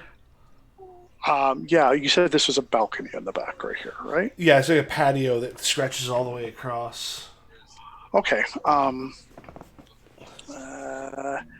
Oh shit! Yeah, yeah. I'm seeing why you probably can't move over there. I will move you. Oops. Sorry. Well, I'm guessing I'm up there with Eleanor. I'll move you up on both. I made a small. There thing. it is. Yep. Okay, that In makes the more dynamic sense. in the dynamic lighting, I put a thing where you should be able to walk up. I don't think I can Okay. take care of it without deleting a whole bunch of other shit. So I'll just Okay, move you there. I'm gonna move him to a corner right here, just out of eyesight. I was out of eyesight Mhm. the whole time when Jen was talking to the guard, Mhm. and I was just listening, just waiting if something went south, you know. But that's all I'm doing. Yeah, you're basically right there at the corner, just in case. Mm-hmm. Like, Yeah, I will but come around. I don't that need to corner. drop it. Yeah, and as you're Want me to looking, come around the corner? no, as you're looking in, you actually see there's a decent amount of like just stuff like the parlor that you're looking into. Mm-hmm. You're kind of looking through, going, yeah, there's a decent amount of money of stuff in here. Like this this window right here. Mm-hmm. Okay, I'm gonna move myself right And there. there is nobody. As you notice, there's nobody in there. No one in there. And so we have a parlor. Okay, you know what? I'm gonna look as I'm looking in there. Is anything? There's no one in here, huh? Mm-hmm. All right, I'm gonna check the window. Window is open. Okay. I'm gonna look over towards Jen. Get Jen's not Jen. Eleanor. Look at Eleanor. Get Eleanor's attention. I'm gonna open the window and kind of do the, step inside, duck my head sort of thing, and motion to him to come with me. Okay. So what I'll have you do? Yeah, Paul's back with us. Yep. Okay. So let me show you how this works. So as the 2 of you sort of climb in, you're looking and you see like there's a bunch of books and art and others. Like this is the kind of parlor that's designed to impress people who know their shit. I don't know my shit, but I'm impressed. Well, I was if you look at who has I know a art, little. who has art and who has politics. I have politics. Well, at least who's in the room? I'm not. I don't have art, but he does have craft and culture. So he's not a novice by any means, but he's not an expert. Jenno, he's cultured. Jenno, you say you have art? I have politics. Oh, Do you also go into that room? Sure. Okay. So what I'm gonna do is I'm gonna move this door. That door is now open. If you want to move up through it.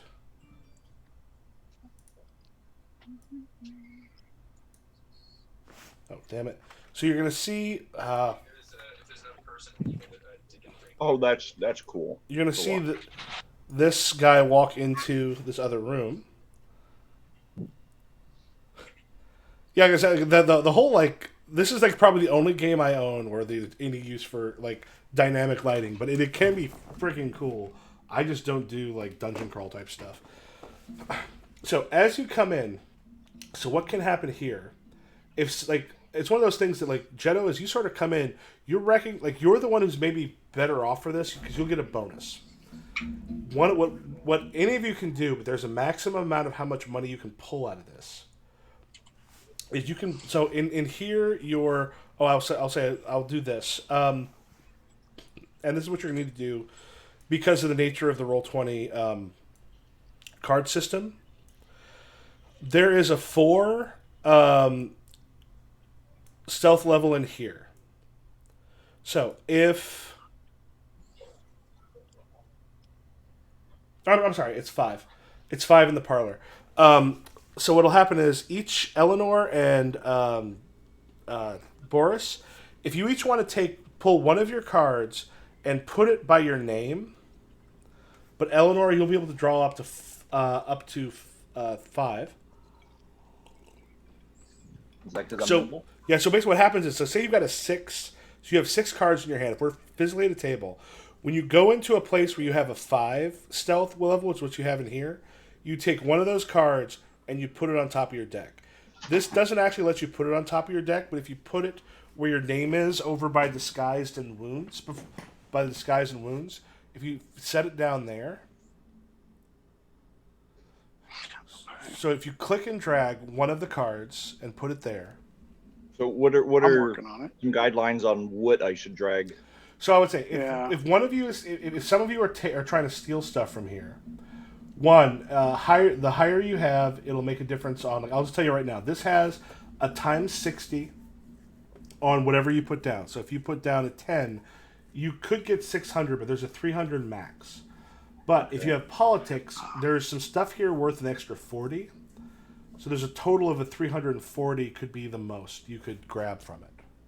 And what about, like, what kind of things should I be saving for later and that kind of thing? If you have a face card that could be used better later on, that's probably a good one to put down because those are better in like confrontations.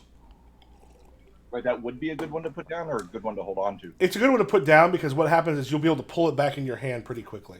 Like if you move into a place with if you play a couple cards, it'll be the first one to come into your hand. So essentially, where your name is now, that's where you're going to put the cards that will come back into your hand first. Gotcha. So we don't play from our hand; we play from what we're kind of bidding on the room. Well, no, you play from your hand as far as, okay, here are. I have a less stealth level now, because you had a 6, now you have a 5. So one of your cards would essentially go back on top of your deck. But you can't literally put it on top of your deck, because the nice thing is you can go, oh, let's say I have a jack that could be great. Well, I'm not going to use the jack to steal shit. So I'm going to put the jack on top of my deck, so the next time if I play stuff to steal stuff, I'll then be pulling up other cards. Or if I go into places darker, I'll be able to pull up other cards. So once we put this by our name, this is what we're trying to find to steal in the room. Well, the one by your Right. name is essentially, that's the top of your deck. Okay. If you want to consider whatever you put by, is this Jack, is that Boris's, or is that... Yes, that's mine. Okay, so I'm going to just put that literally on your name. Okay. Now, Jetto actually gets to pull extra cards into her hand. So Jetto, you get to pull 3 more cards. Woo. So, if people want to steal, now there is a maximum in here of 300 you're going to be able to steal from this particular room. But 340, if you have politics, you get an extra 40 on whatever you pull. But there is a times 60 on whatever you put down as far as if you want to steal. So I would say, like, Jetto, you have the politics? I do. So as all of you come in here, if you want to look through some stuff first, You can play multiple cards if you want. Now, the more cards you put, the more suspicion you're putting in this room. So if a guard shows up in this room and you put down 6 cards, it means they're going to come in and notice something missing. If it's 1 or 2, they're going to have less of a chance of noticing it. But here, since my queen is worth 5 times 60 is 300. You would essentially wipe out what's in there, and then also like Jetto's got politics, so Jetto could actually get an extra 40 on top of that. So is this 300 total or 300 each? 300 total. Like there's only so much you can kind of pull out of any single room. Oops.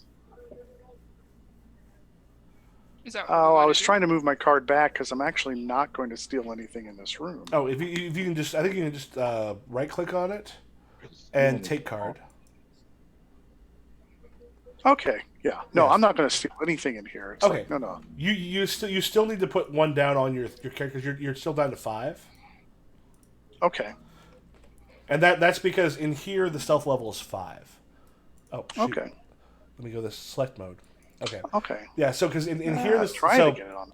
the thing is whenever you have like whenever that changes the stealth level, what it means is like you take your cards in your hand, you put some of the, if this is a physical deck, you put it on top of your deck, which means you can actually choose. Oh, this jack that I'm going to use later, I'm going to put here.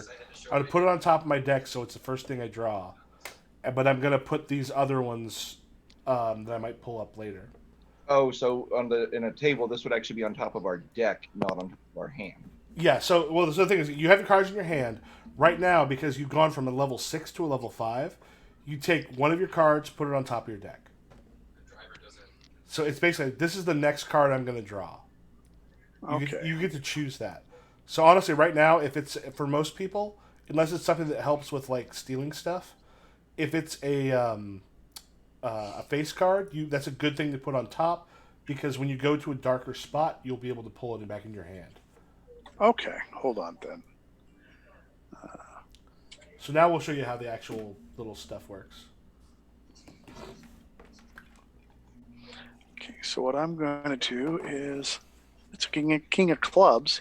I'm going to put it over there because the way I'm understanding it is later, and with my special abilities here with clubs force, a king that could come in handy later if we get into a fight or I need to break down something or whatever.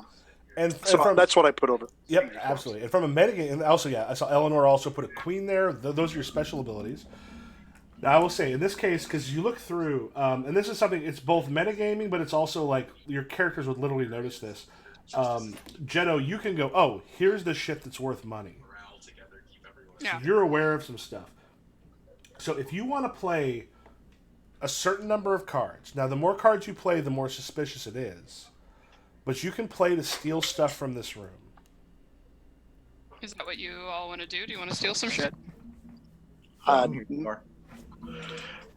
looking around the room. It has taste, but not yet. My mommy always told me, steal what you can from the first room because you don't know for sure you're going to make it to the second room. Okay, do we want to steal a little bit of shit? Not a lot of shit? Now, there's a times 60 multiplier. There's a 300 max, and you get a plus 40 for your. Do you have what? How many levels in politics do you have? My politics is. You just have one. Or education. Just one. Yeah. Okay, so so you can basically get a plus. You can get 340, and it's a times 60. So if you play a 1, like let's say you play an ace, it's only worth a 1. You would then get, so that'd be 60 plus 40, that would be 100, and that would take up 1 slot because it's only a 100. And we've already maxed out the 300 part, so. Well, no, that literally, if you played a something worth 1, or if you played a 2, that's 120 plus 40, which means 60. So that means that's 160. That means there's 140 left that can be taken. But since Boris and Eleanor already played 5s, like we're each pulling 300. No, I don't know. I don't think anybody played anything yet. I think you just replaced the cards you had already played because this king and this queen for Boris and Eleanor, These are the cards you'd have to remove from your hand Oh, because they're you've not- gone from stealth level 6 to stealth level 5. Gotcha. Okay. Because like in here, there's a couple embers. There's like basically like the moonlight coming in through the window, but there's no like a little bare embers in a bit of the fireplace in here. But otherwise, it's completely dark in there. So if someone comes in, it's a stealth level 5 as opposed to outside where it's a 6. So I could like do that, and So there's now let's do 40. there's a threshold of stuff we could steal where no one notices. So I think we could steal enough to make some profit, but not enough where a guard would notice. This is also like, do guards come into this room very often becomes the question. It doesn't sound like it. Like if you were to steal something in like the main hall, people walk through there all the time. They have a better chance of noticing it. In these smaller rooms, they may not come in and notice, but someone comes in. If you've like stolen, say you've spent like 4 cards to steal something, you now have a suspicion of 4. Yeah. If that Didn't 4 it- is above their stat, then they actually like start getting suspicious. It's basically made for this, so and it reproduces a bunch of games. Boris takes I don't have taste. I look over at Jen. Just like, I think it would be prudent to steal something. I mean, we are thieves, are we not? And Well, I don't think we could. Boris, if you It's were almost professional courtesy. if you were Sorry, if you were a man of taste, and you were to be decorating your apartment with gold, I would recommend that piece and that piece. Hypothetically. Hypothetically. And I walk over to one piece and I'd go, this would be very good, I think, in the apartment. Then I'll pick up the other piece. But you're correct. This is more so. He does have a little culture. He's been exposed. Well, I will say what we'll have basically what we can have do is so Jetto can play the cards. Someone else can carry it, which is fine. So Jetto, if you want to play some cards for what you're stealing. Okay. So you said. So, yeah, if you want to play them, kind of like where your name is or close to it. Okay. So you said probably playing a 4 So with. it's a times 60, and you have a plus 40. And at this point, I'll let you know there's a 300 max. 60, 70, 80, 90. So I'll go ahead and play. Spades is finesse, clubs is force. All right, I will play a 4. Yes. Oh, you play out of you don't have to play out of your disguise. You can play it out of your hand if you want. Just play out of my hand. Yeah, Okay. your disguise is there if you want to throw something into it. If you need to use it, you can pull out of your disguise, but you don't have to. Then I will do that. Yes. Okay, so it's 3. So do you want to play one card or you want to play more than one? I think just one. Okay, I will say a normal guard has a 3. Let me double check what their actual stats are. A normal guard will have their composure. Actually, yeah, their composure is going to be like usually a 4. So like a normal guard, if you play if you play up to 3, they're probably not going to notice. Now, superior guards, if you like, they usually have like a 2. But like your regular run-of-the-mill guard, if you play 4 cards or 3 cards, they're probably not going to notice when you come in. If you play more than that, they will. Okay.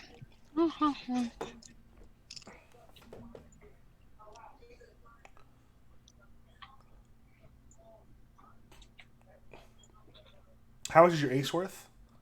Now, can only one person play cards to steal, or can we pool cards so that she's not using all hers? Well, other people can play, but you have to play separately. So for you, what is your ace worth? Your ace of spades, is that worth 1 or is that worth 11? 11 for 2 boxes. Holy shit! Okay. So I probably shouldn't play that. Well, no. I will say this: if you do that, what I would do is this: you've got 3, 4, 5. 5 times 60 is 35. Yeah, I would take your ace back. We'll just put it down here. Yeah. So 5 times 60 takes you to your maximum. So basically, if either you want to take it or if Boris, because Boris actually probably has a little bit more stuff he can take. Yeah, I'll This- play that, and then I'll just have Boris be the Yeah. one who holds onto it. So Boris, do you have Hall? Is that one of your skills? Let me take a look. You have 2. Okay.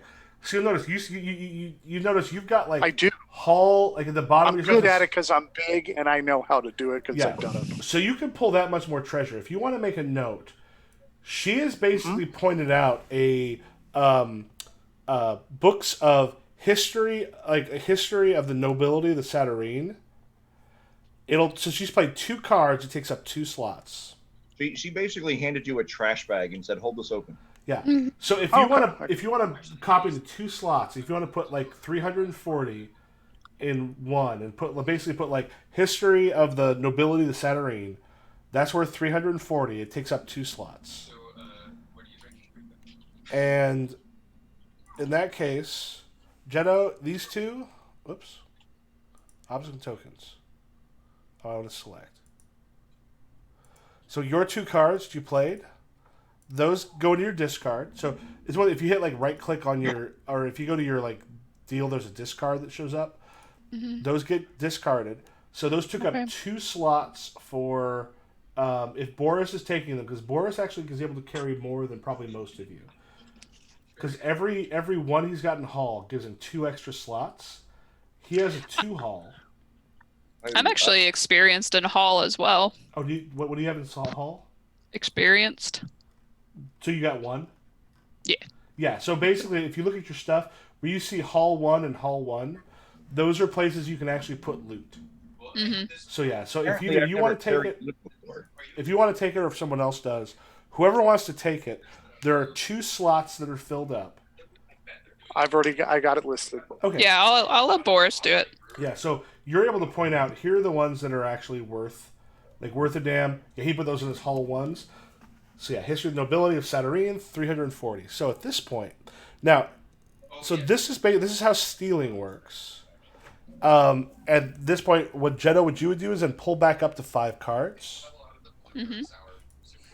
So essentially, that's how stealing works. And we get to other stuff.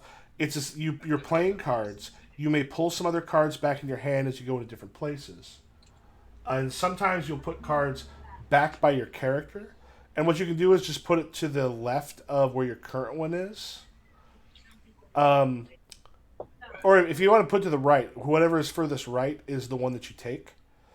Okay. So now, we don't necessarily have to all stick together. So now, where is everyone going?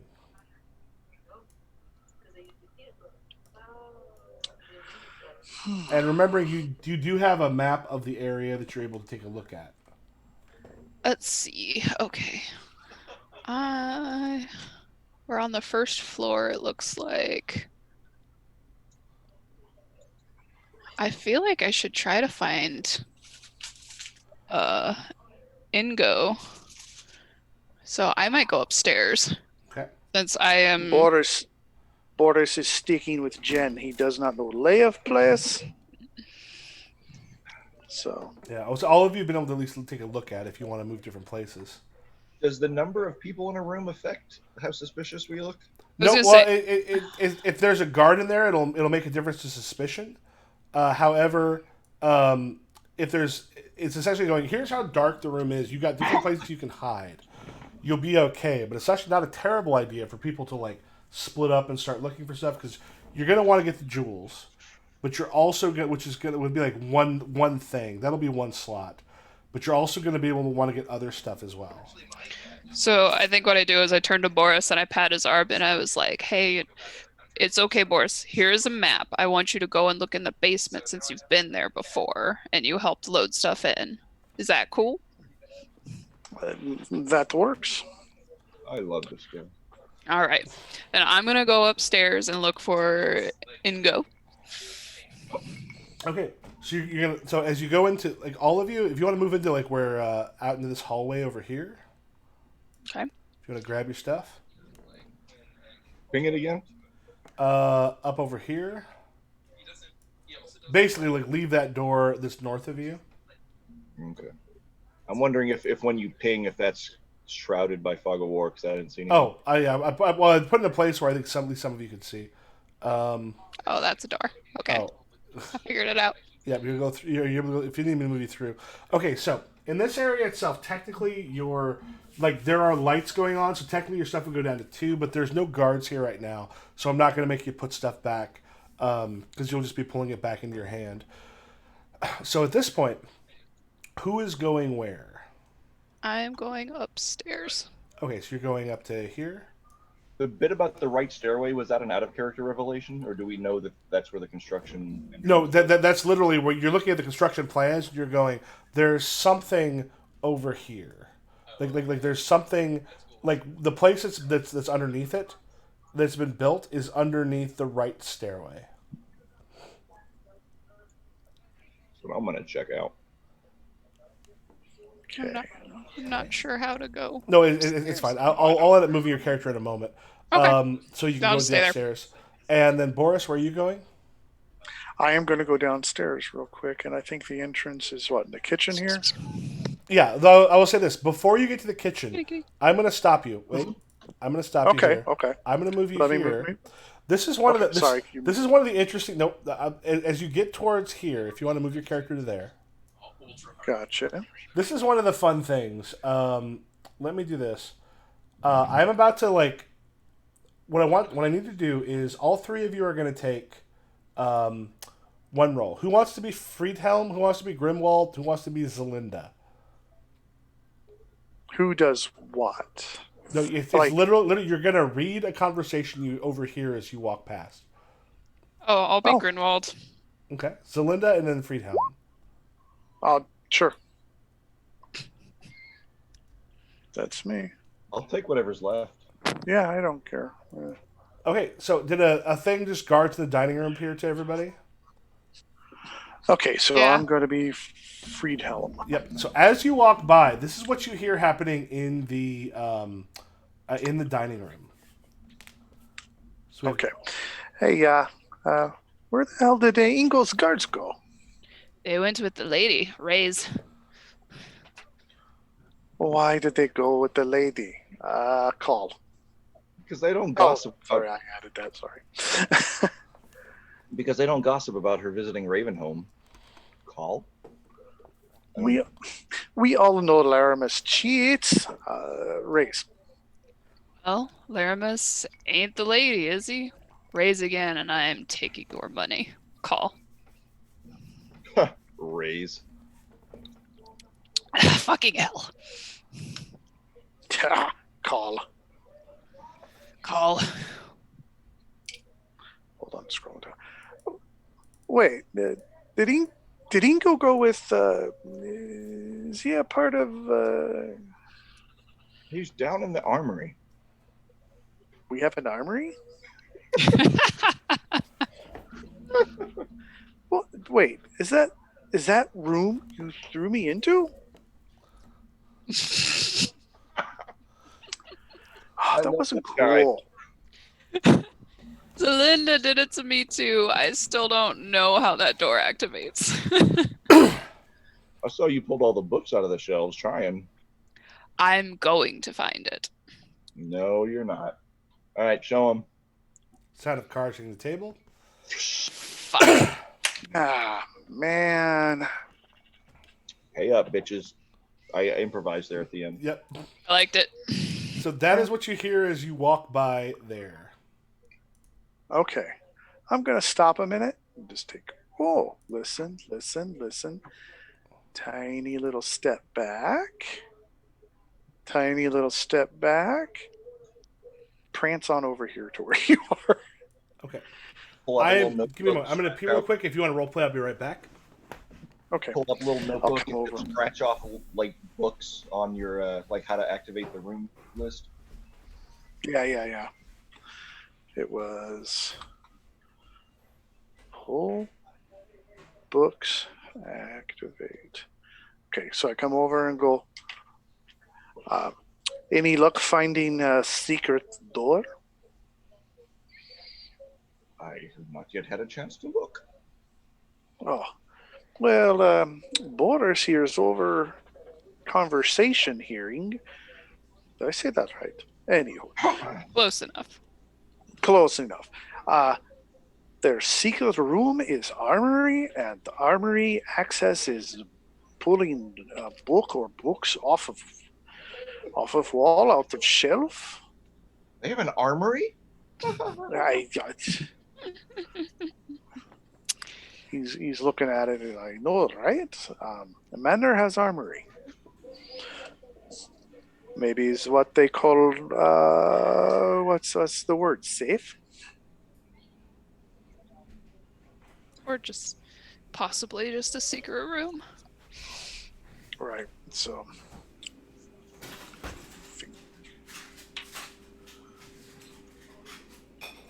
I mean, the pulling books could not be the answer since it didn't seem to work for that one person. Maybe see if there's like some torches on the wall you could yank on. there could be switch near books that got switched. So I'm back. I guess we're waiting for. Sorry. Okay. Oh, Is there a bookshelf over in this area? Or Oh yeah, something there are bookshelves kind of like all over the place where both of those things are. Okay, because it looked like tapestries, and I didn't know if that was it or if those Yep. were bookshelves. Or Yeah, something they're bookshelves. There's a little statue thing, but there's bookshelves someone can go, and these are the kind of books that people get when they want other people to make them think they're smart. Kind of like when you go into a lawyer's office and they've just got, or you go somewhere and they've Yep. bought the book by the yard from Half Price Books or something. Okay. So I was at this point, Jetto, are you upstairs at this point? Well, after I heard the conversation, I was reconsidering maybe I should try to join the guards and glean more information. Well, I was saying you would not hear the conversation because you're heading up the steps. Oh, okay. Yeah, I had this. I'll I go ahead talked and move to you. Then I will continue to go up the stairs because I don't know what's going on. Okay. Go left or right? Here, I'll wait. Here. I'm gonna go left. Okay. But yeah, at this point, I think Paul, you were trying to look for some sort of a secret passage. Yeah. I was looking to see, like, is there some way to access what's under the stairs here? Is there a point where the S just sort of halfway pops out of the fog of war? Is what you're asking? Is there a way where what? No, are you seeing an S halfway popping out of the fog of war? Yes. Yes. You're like, is there a secret passage maybe here? Well, what's weird is I didn't notice that when I was looking at the maps earlier. Unless Oh, it's a okay. different map. Well, no, because the other maps it wasn't there, but it's on this one. Oh, okay. It was one of those things where I picked it up. I'm like, yeah, it's kind of hard to put that there without making a really big, obvious. I hadn't paid attention to this map in detail to notice it actually. Yeah. So. But I think it's kind of hilarious. So is there an S like on one of the steps there where I can just like oh hey wait? Yeah. So at this point, if one of you now, it's honestly, it might be easier for if one of you has engineering to actually take a look and see if you can find. Well, I'm a thief, not a nerd. You look over to Boris and go, "I am also nerd." I look at him and I go, I am very big nerd. And he's going to look around since I do have engineering. And Nerd our way into the stairs, big guy. Let's go. I am nerding as nerdy as I can. So what you're going to do is play a couple cards, probably next to your over by where your name is, or like maybe below it. Okay. All right. So the thing is, part of it's going to be like you're going to take some time to look, and as far as suspicion and noise and other stuff, depends on how many cards you play. So what you're going to want to do is play a couple cards, knowing you've probably got at least probably a 4 to find it because it's designed not to be seen real well. Okay. Well, I do have at least a 4, so that's what I've played. Just the one card? Tell you what. Now, the higher the suit is, how effective you are as well. The higher, basically, it's just higher the number. Suits very occasionally matter if it's just a tie, but usually just higher number. Yeah. Okay. A regular guard is not going to notice a 2. Like a regular guard, it's a 4 or more. Like a highly trained guard. What I'm going to do, I'm going to do a 4 because that was the minimum, but then I'm also going to do a jack because I want to do this with Okay. style. Does your jack give you any special abilities that matter Let me here? take a look at that. Let me tab through. Finesse. That's what type of jack is that? That is a is that a club? No, that's a. Okay, club. Oh, geez. You'll probably have It's just really, a jack. it's really clubs or- small. I'm having a hard time seeing. Yeah, I So will say- it is a jack, spades, club, force. Oh, wait a minute. Well, the issue is look at the No, character. because What do you have? You have a Yeah, jack I of am. spades. You do not have a Right. jack of clubs. okay. You do Oh, have a jack okay. of spades. That's ignore 2 wounds, even if that's stuff, but you're good. Okay, so that's 9 total. You're sort of looking, and you're kind of looking through, like the bookshelf thing. You pull a certain book, it's the obvious thing, but usually that book like stands out a little bit, usually by title, but not by color. But you're not seeing anything that kind of stands out. But then you're like, the other thing is there's this like a sconce for a candle. Put the candle back. Yeah, put the candle back. Yeah, as something slides away, and the two of you find yourself in a secret passage with steps leading down. Aren't you glad you used dial? So, steps leading down. It did make some Oh. noise as it opened up, though. Okay, well, I'm Uh, gonna. Here's what Boris does. Since it did make some noise, we want to get through here quickly. Boris grabs Eleanor by the shoulders and pushes him through and follows him after him. All right, Jetta, what are you doing? You're now up. I am up the stairs. Let's see. Did you just become a Southern Belle? Well, Boris's accent is making me feel like doing accents, and I'm bad at accents, so I'm just kind of flipping. I actually did that when we had the. It was Freedom Force, like the computer superhero role playing game, and they were fighting Hitler and then Mecha Ava Braun, and for some reason I made Mecha Ava Braun like oh god, what's her name from Streetcar Named Desire? You made her like a New Orleans Stella. I'm like, you stay away from my hitty. And it was like it was Mikey Mason was there. Everyone lost their shit. I'm like, I don't know why she's Southern. I think I've swapped between like Southern and my Jewish grandmother. This gets sweaty. I think I'm going to check out probably the master bedroom, because I know that both the Lord and Lady are out tonight, and I don't really. If you want to move your way down. Yeah.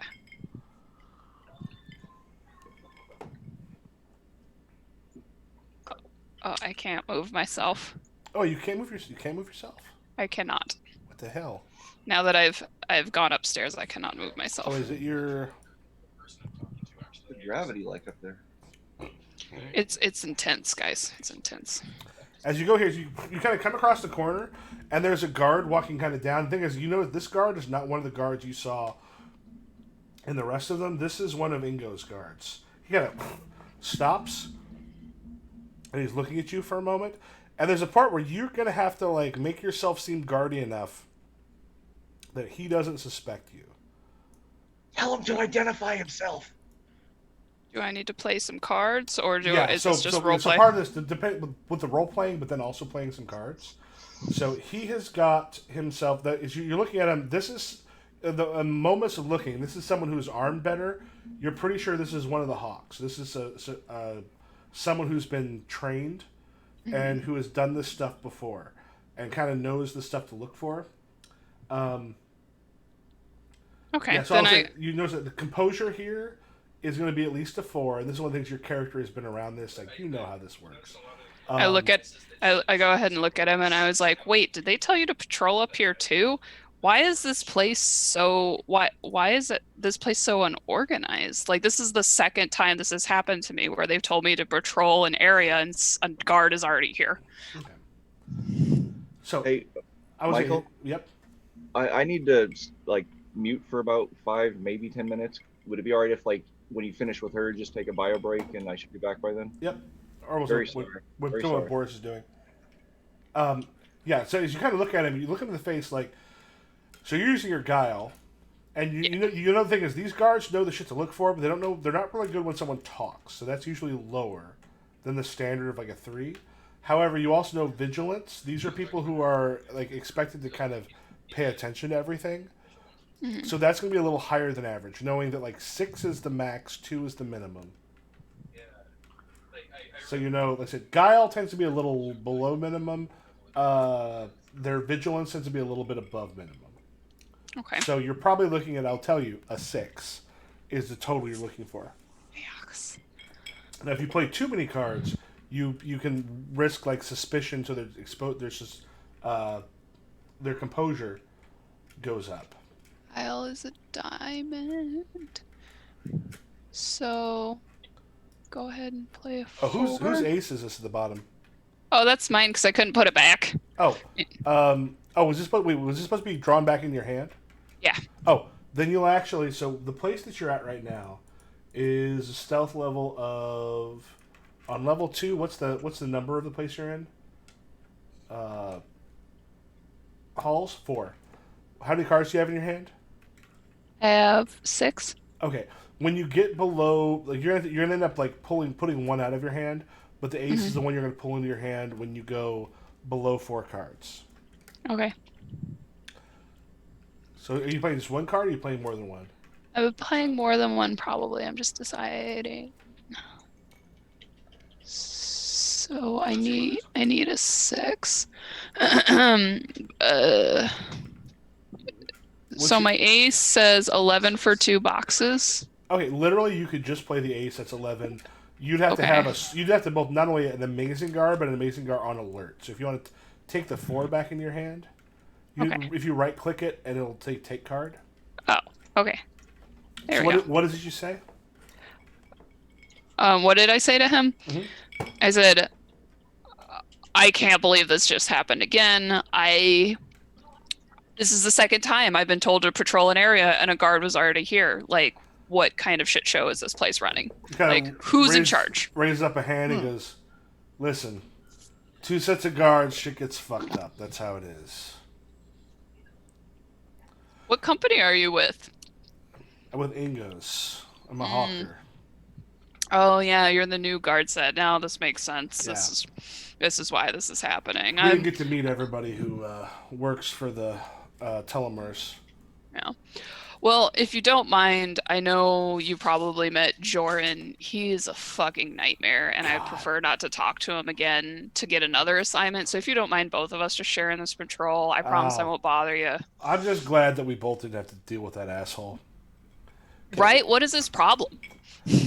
It's you get someone who's in charge, they get a big fucking head. Happens all the time. You want to go ahead and delete the ace you played, because now that goes back in your discard. Though the other ace was in your discard, right? Yeah, I pulled it back into my hand, so then I just hit flip card to discard. Yeah, well, if you just literally click it and hit delete. Oh, I don't have a delete. Oh, hit it and hit the. Yeah, oh, hit delete okay, key. got it. Yeah, so the other ace though, how many cards? You should have 4 cards while you're up here. How many cards do you have in your hand? I have 7 cards in my hand. Oh, you should have 4. Okay. So what you want to do is take 3 of them if you want to put them by your name. Okay. So just 3 of those are the first ones you're going to draw. So do you continue down the hall, or where do you go to from where he's at?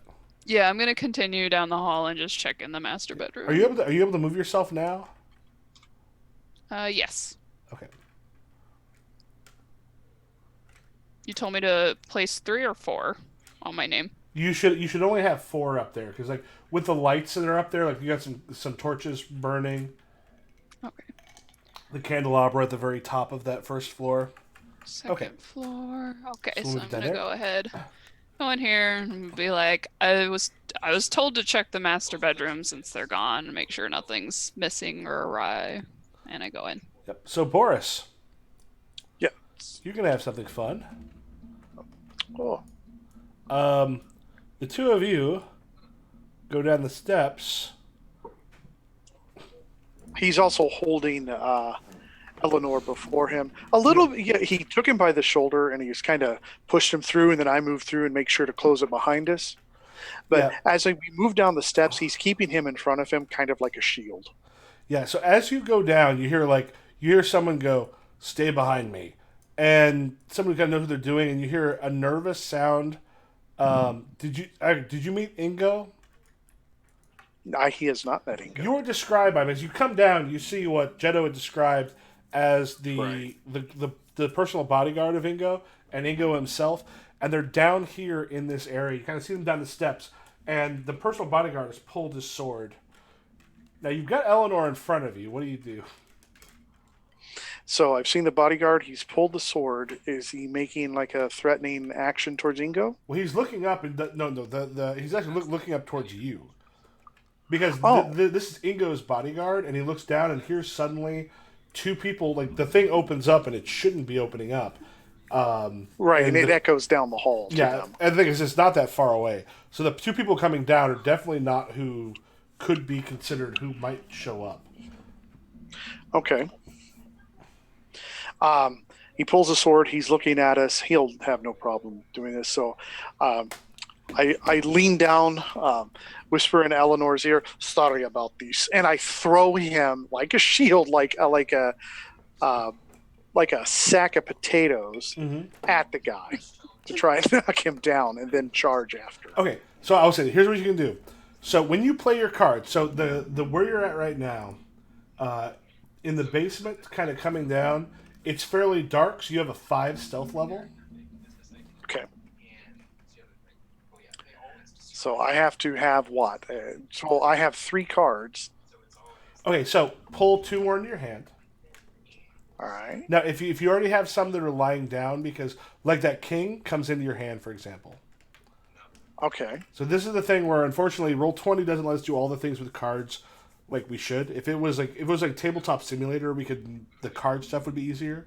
But that king will come into your hand. You get to pull 1 more, so you have a total of 5. Okay. All right. So I'm going to take that card, And so it goes back into my hand, and then draw 1. Yeah. So here's the thing: Okay. when you play cards, you can do 2 things. You're going to draw suspicion for what you do, but let's be honest, the shit you're doing right now is going to be fairly suspicious. It's pretty blatant. But also, Right. where you're at, you know 2 things. There is a wall between you and where anyone else is. There's also no one upstairs near where you're at. So the suspicion that you have here probably doesn't matter unless it's super high. The other thing you can do, so you can play a couple cards to attack him. Then knowing this is a guy who seems to know what he's doing. Now, because he knows what he's doing, you've encountered these people before. You're looking at a force probably of about 4. Now, his alertness, since that thing gone, is going to be active, so about 5. So you're looking at least a 9 going into it. Now, if you can play more than a 9, what you can then do is play certain cards, like you can place other cards face down. That can give like +1 damage dealt, -1 damage taken. Like your biggest thing right now is the +1 damage dealt and -1 damage taken, because he's going to try to attack as you throw poor Eleanor towards him. All right. So So how much damage does that reduce him if he's using me as a shield? So it depends. So what's going to happen is, however many successes you get now, whether you're going to play your cards, if you get it, probably at least a 9, because he's alert, because he heard the thing going on. He's a superior guard, so he's got a 4 in his force. He's attacking, so he's got at least a 9 coming at you. If you get more than a 9, that's a success. And anything you place face down as a card will give you extra bonuses to either reduce the damage he does to you or increase the damage you do to him. okay. So And he has some armor. He's got like a coat and a helmet on. okay. Well, so I'm going to beat this. Tell me this sounds like a bad idea, but I'm going to play the Queen of Clubs there. And then Jetto, you want to take delete those other cards that are there for you. These? And what's your Queen of Clubs do? Queen of Clubs, looking at the sheet. Grab. If you beat targets, clubs plus spades can grab target. talk quietly, or drag them. If they try to cry out, you can deal damage, ignore most armor, can discard your grab weapon when you would be wounded by it, may still be hurt. So I could still be hurt by this, but So nice, yeah. so that's Yeah, so what you're looking to do is to actually like, okay, so you want to play more than just the 5, because the thing is, you're looking at him going, this is someone he knows. You want to be his clubs plus spades. And the thing is, you've encountered people like this before, and this is one of those things where if you play like several games, the GM stops like telling you, here's his stats, but they explain it. You're like, oh, that's probably this. So his clubs plus spades is. Yeah, his finesse, he's pretty well off to about a 7 total. So you want at okay. least So a what 7 I've to played grab him. is Queen of Clubs, which is worth what? You said 5? Mm-hmm. Well, is that it's clicked on a 5 for you. So if you look right underneath your Okay. queen, it's got a 5 clicked. Hold on. Oh yeah. Okay, I'm following that now. So I've flew through because I've got to have spades. I threw a 4 of spades. Yeah. Well, I'll say this. It's both spades, and I think also finesse, spades or clubs, because you want to go fat. I'm assuming you're choosing one of those. Let's go back a moment. Okay. Choose clubs or choose something you want it to be. Clubs, metal, or clubs, hearts, diamonds, or guile, or spades. Okay. So if you look at your hand, what do you want to choose for the first one? Okay, I'm gonna go with the Queen of Clubs. So you're going clubs. You have mostly clubs. So you're saying this is I mostly do have more force. clubs. I'm looking at what you've got. I'm like, okay, what you're doing also could use some. Well, let's go diamonds.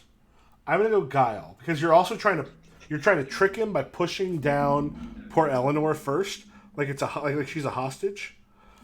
So I will say both. Right. No, I'm just using Yeah. them as a shield. I'm Yeah. like, oh, this is handy. I'm going to throw it at him. So in your case, both diamonds and clubs are considered suited. If you play a diamond or a club, you can immediately play another card. Okay. Well, I have no diamonds right now. I just have clubs. Okay, just I have clubs. a lot of clubs and spade. Yeah. Yeah. I would say normally probably the opposite, where I'd be like, okay, it's definitely force, and then you'd go, oh, or would you make it like maybe finesse? Do you have spades? I have 1 spade, a 4 of spade. Okay. Yeah, like that makes more sense than metal, I think. Okay.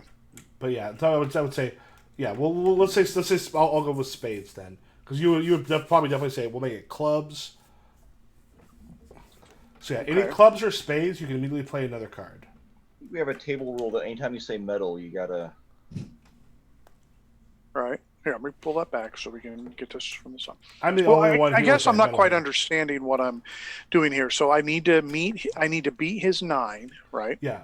And the thing is, And my queen of clubs your is queen worth- changes a little bit because your queen changes to his clubs plus spades. And Okay. with people like him, superior guard, you're looking about a 7 because you're trying to grab him, not outright defeat him. You know, a superior guard, someone knows what they're doing. They got usually about a 4 of club, a 3 of spades, and this is one where if we played for several sessions, I would describe it. You go, oh, that's probably this. So this is someone who's pretty good at force and also pretty good at finesse. Like he's dexterous, but not as dexterous as forceful. You'd be like, oh, that's about a 7. Okay. So a 7 is what you need to beat with what you put down for your queen of clubs. Okay. So let me get back to that. I got a little.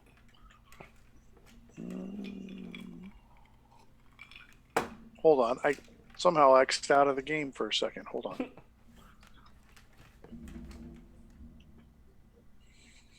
And if he's shoving me into him, I've got a plan, and I think I've got the cards to back it up. Yeah, you'll definitely Nice. have like whatever happens here, you'll have your next action.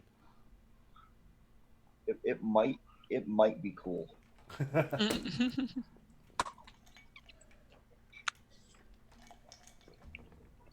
This is taking forever to load, but we'll get back to this in a second.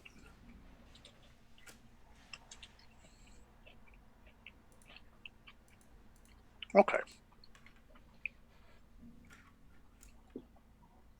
So, pull that up. Okay. So what I intend to do, I need to beat his 7, right? Mm-hmm. All right. And you got a 5 with your queen, or wait with your. I am gonna play this. Yeah, I'm still going to play that queen of clubs. So I play that down there. That's 5. And then I need to beat him by at least 2 more. Just defeat him. So I'm going to play this 3 of clubs. So that would give me what? An 8, 8. right? So the thing is, do you want to immediately draw damage, or do you want to try to talk to him first? The thing is, like, and to be honest, you probably know talking to him is probably not going to help because this guy is personal body. Oh, I know this is pointless at this point. So now, if you want to if you just want to put down like face down cards. I am here to move heavy objects. So you can deal damage. You get to ignore his armor because basically he comes at you. You're like grab, and you can like if you want to put like how many cards do you have in your hand that you would be okay with going? I'm going to put these face down for extra damage. Oh, let's see. I've got 2 kings of clubs and a 4 of spades. So, well, let's do this. Let's go. Let's not even play around. I'll put the king of clubs down. Yeah, basically, in your king of clubs, play to rearrange cards in hands and wounds, which is you don't need to do now because you have no wounds. So that's another 5. Well, you put that technically face down. So, like you go, put this foot down. That's a +1 damage. Okay. That's it for now. Let's just run with this. So the thing is, I would say, at this point, you've dealt with people like him before. So what you're going to know is his health is around a 5. Now you get to ignore armor, but you want to do as close to 5 points of damage as possible because you kind of grab him as he comes at you. He's not going to be able to damage you. Well, probably. Depending on how many you put down, because he's coming at you with technically 2 of the swords, and then he'd be coming at you with 4 damage, probably, but he's coming at you. He's not completely like all out attacking. Your guess is going to be 3 damage and 1 defense on his part. So he's trying to do 3 damage to you and then also save 1 defense. Okay. I guess. So each of the down cards is either a +1 damage or a -1, or +1 damage to him or -1 damage to you. Okay. And that's what the face down will do for me. And literally, like if you put everything else that you have face down, then you can decide.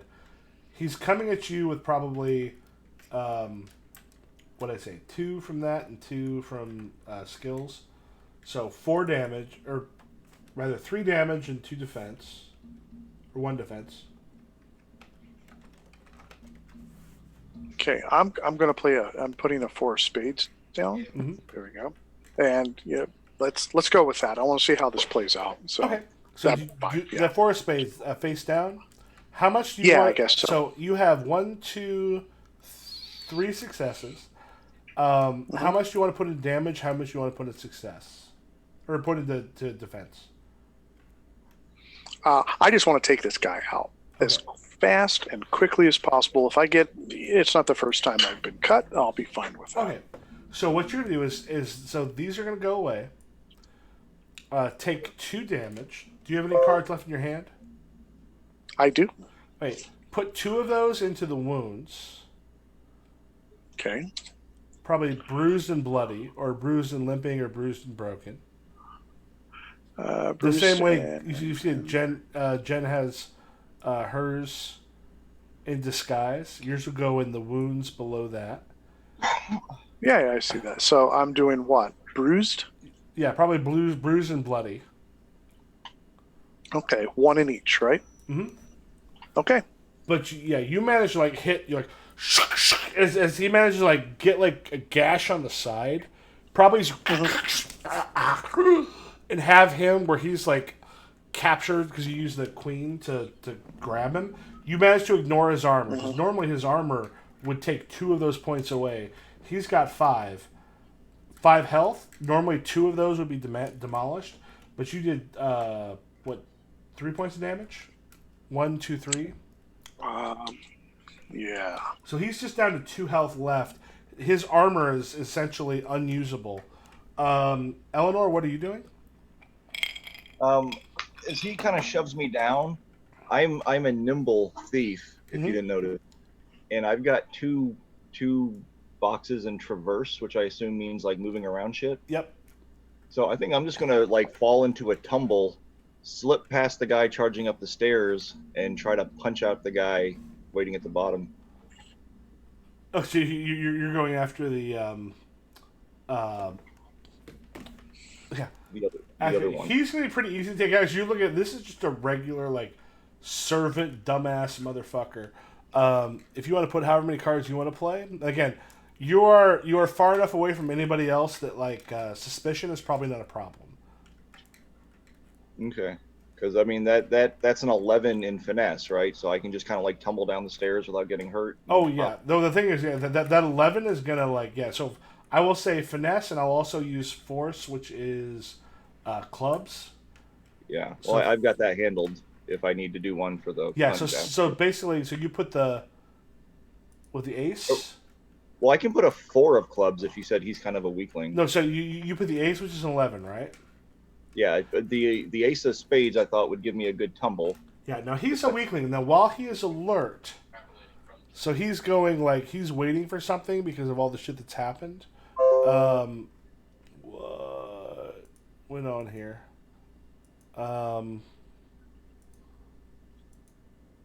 I messed something up. Yeah, so he's essentially alerted. However, because he's a headstrong servant, but that's not about force. He's only got like a 2 in force, which is his club. So if you're attacking him directly, there's only a 2 there with his 4 for alertness, which means about a 6. Okay. And then the fact that I took like a Willy Wonka type tumble down, did that like make him think I was going to be hurt and not actually going to pop up and punch him in the face? Well, that'll still mean he has a 6 on that, but that 6 is not much. So the 4 won't be good enough. Yeah, you want at least 6 to do damage, and then more than that to like knock him out. But the thing is, servants tend to go down pretty quickly. But I would have to beat a 6 to take him down, right? 6 would do 1 point of damage, and to be honest, most servants that takes down immediately. I mean a 4. So a 4 would take down the servant. No, you need at least like so the 6. You need at least a 6 to take him down. So because here's the thing is he has like a club of 2 for force of 2, but he's alert, which gives him a 4. So he has a total of 6. Okay, so my ace of spades gets me the tumble, and then my ace of clubs gets me a good punch. So is the ace of spades, how much is that worth for you? I think they're both worth 11. I have 11 for 2. Oh, you have them for both? Oh no, I don't. Not for the spades or not for the clubs. I made the characters, but I don't remember them. No, for 11 the for spades. So yeah, that'd be for the spades it's 11. 11. No, literally. If you just play the 11 and then just play the other one, play any other card face down. Maybe take the ace of the other ace back into your hands. Do you have any other card you can play? Yeah, I've got like 4s in the other suit. Yeah, literally put one of those forth because if you put it face down. So if we're playing, you played 11. 11 is going to take out like a guard who knows their shit. Okay. And you place one face down. I'm going to do an extra point of damage, and like an extra point of damage would not affect the bodyguard, but it would affect as you go. Do you punch him or what do you do? I tumble down the stairs and I come up, like spring up towards him, and I just punch him in the face like as I'm flying towards him. Bam! And he just hits the wall behind him and just dude is fucking out as he hits the ground. So you can delete both of those. Those are back in your discard, and they are fucking out. So Boris, right now you've got like the guard. Like, how are we discarding? Do we just put? Just literally click on both of them and hit delete. Okay. And then I'll go into your discard. Yeah. So okay. Boris, you've got like. He's got a little bit left, but he's like you've got him at a point where you can easily put more damage. What do you do? I'm gonna finish him off. Okay. Do you just want to make your roll? Yeah. Or make your roll? I only have one card. Oh no, sorry. I know. Take your cards back up. Both of you take your cards back to 5. Okay. That's the stealth level. And if you want to play your cards. Okay. Okay. Okay. Ooh, okay, this is interesting. I got aces for days, man. I'm good at drawing aces. I just got an ace. So, how much do I need to just finish him off? He's literally down to 2. And this is one of those things. Like, usually, like the superior guard is about 5 health. You're at the point now though where he can't do a whole lot against you because you like the thing you played earlier has got him like where he's unable to defend himself pretty well. So if you have like a 5 you can use, and then the other 2 more you can just drop, or 1 more rather you can just drop him. What is an ace worth if it's not worth 11? 1. Oh, well, that's not as cool. So, how much do I need all total? What did you say it was? He's got just Probably about a 5 to like do 1 point of damage, and a face down card do another to take him out. Okay, so here's what I'll do. An ace is just worth 1. Well, I could just it depends. turn on my Does your sap. ace say it's worth 11, or does it say it's worth 1? My ace. Where am I looking for that at? On your character sheet, if you look, Okay, you that's where I'm see- at. So you see, like at the very top of like clubs, Ace. hearts, it'll I say see that. your So he doesn't have 11 for 2. I have 11 for 2 boxes, is what it says. yeah but none of them are marked. So you have none of your aces are worth 11. Okay, so that's just worth face value of 1. Well, yeah, it's worth So- 1. All right, so I'm going to play that ace for 1, and then I need to do a face down just to. Well, the thing is, Oh. you want to do at least like what I say 5 or 6. Okay. Because you got him caught, you want to do at least Here. 4, and then you can do ignore armor, so at least 1 more. Or is it like while he's choking him, can I also just like throw my sap at his face? And That'd be a second thing, but he can probably take him out. Well, there you go. I've got 5 here. So 5, and then you want to put 1 face down. Yeah, I can do that. Okay. And Yeah, you're. I'll And, put just my like- ace for 1 face yeah, down. and you choke him out. So yeah, face down. So the face down gives you +1 damage. He can't attack you because you've caught him with your thing earlier. And he just and falls, and this gets shown to both of you. As you look Oh, through, who shows this? so as you look through, I search his body. yeah, as you look through especially the body of Igno, that's what you find. So let's go back to Jeddah. Sorry, Okay. Jeddah, we've waited for you for a little bit. That's okay. I was playing Um, I was playing Pokemon Go. You, I hope you hear I hope this. I'm not the inside man. Who wants to be Joran? Who wants to be Gabrielle? Oh, actually, let's say this. Let's take for Joran and Gabrielle. Let's take the 2 people who are not listening. All right. Thomas and Paul. Do you want to take Joran or Gabrielle? Gabriella. What was that, Paul? Who are you I'd be taking? Gabriella. It'd be weird All right. having a Russian All right, accent. I'll be Joran. And Joran was what, the hoity-toity butler earlier? He's the one in charge. Yep. Okay. So, servants room 12. When he's dead, You have a lot of faith in Damaris, I've never met someone more capable. but if she fails in this, Ingo isn't here for Laramus. He's here to start the revolution. he didn't bring nearly enough guards. If that's what he's planning, we're all going to be executed. Ingo brought Fagel. What? 6. That's 6. That's impossible. Just keep your voice down. So there's 6 Fagel down in the armory right now. No one will find him. Make sure none of these stupid guards open the goddamn stairs again. They've been informed. Besides, only Zelinda knows how. Why does she know? That's the kind of thing we're supposed to keep secret. She had to help me dispose of one of Laramus's indiscretions. God, you'd think as much money as he has, he could get better drugs. Yeah, so, Jeddah, that's what you hear when you're walking by. Now, here's the thing. Oops. Faygold is essentially... so, a long time ago, Faye had taken over this location, this city, and Faygold itself is supposed to be able to pull favors from the Fae itself, which is gigantic. Like, if you can get a favor from the Fae, you could possibly overthrow 6. 6 could buy a kingdom. Feygold is, as far as anyone's concerned, almost mythical. And if a kingdom has one or two, they are considered rich. So I'm frozen in shock for a second, because who wouldn't be? Where did I hear this from? Was it what bedroom? This is from 12. From 12. Okay.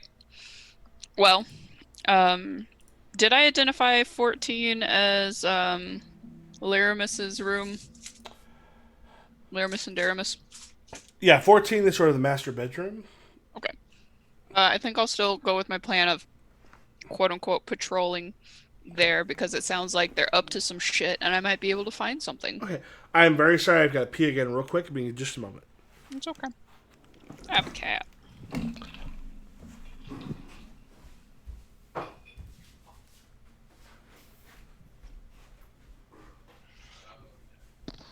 Track the same object. I've been recording Jenkins just like staring out the window and stuff like that, because this is I'm starting a basement, and so there's a window that's like half above ground level, and in the mornings he likes to sit there and just stare at it like that.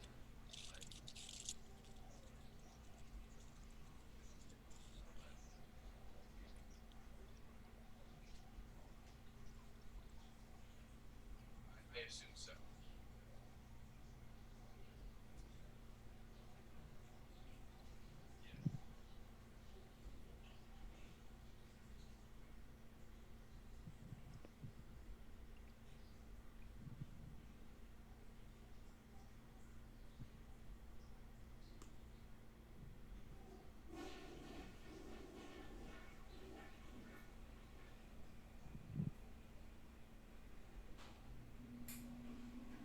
I know there was a period where they thought that like dogs could actually attract the vibes. Seems to not.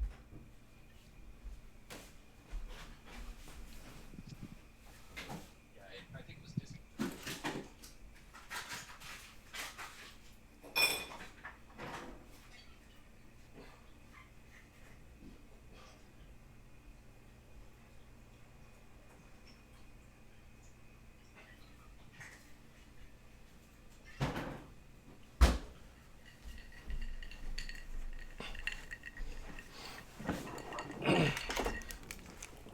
Oh, sorry about that. It's okay.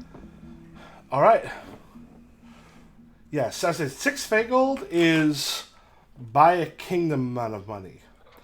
And as we cut back to the bottom, like, the guard himself, the bodyguard, has, like, no money on him. But, Paul, Yes. you pull up 6 of these Fey coins. 5. I pull up 5. Should be 6? There may have been 6 there, but I pull up 5. You pull up 5 Fey coins. And, like, this is one of those things that, like, Boris sees as well. This is enough money to buy a country.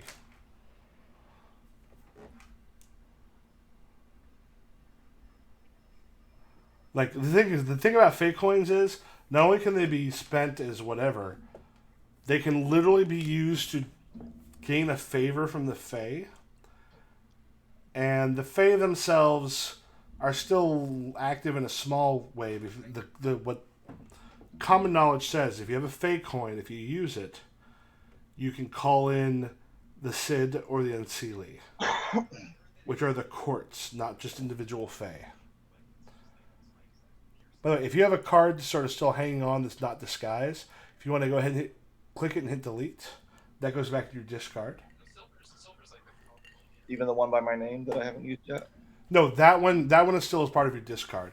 If you need to pull back up from your where you were at was on the basement.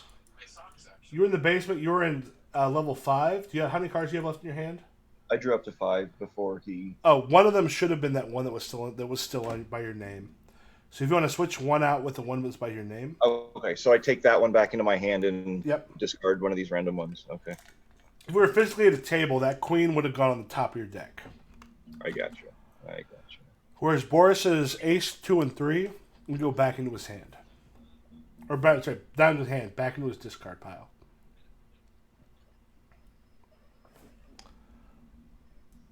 So Boris would delete those 3 and then draw up to 5. Yep. Both of you drop to 5.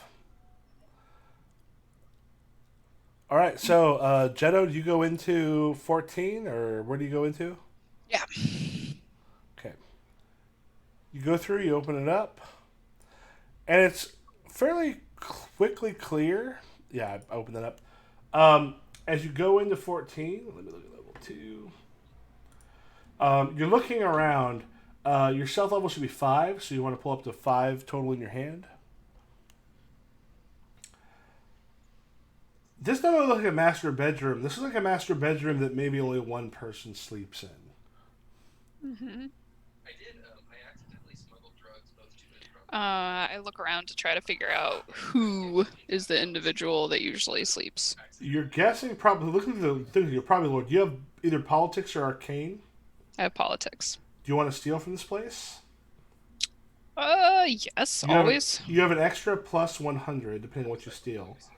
Okay. Because of your politics, you're able to like look at some of the information that's left out, or the books and such that are gotten. Okay. Yeah, I'll go ahead and steal a couple things while also looking to see if this is Daramus or Laramis's kind of area. You think this is Laramis's, the lord of the... Laramis. Okay, the Lord. This is someone who paid a lot of money to find out like what it takes to be like a high level in the town. That's true. Yes. All right, I'll go ahead and do an ace. What's that ace worth to you? Spades 11 for 2 boxes. Okay, no, literally 1 box. Because 11 One is box. well, when what you put it in. So there's a 500 max, but you've got times 50 plus 100. So if you want to put 50 times 11, well, it would take 1,000. 11. If you want to put 1,100, as you go through and you find books of basically books of heraldry on one slot that's worth 1,100 coins. Sweet. Let's go back into the basement. So the two of you, if you want to move down into the actual basement itself.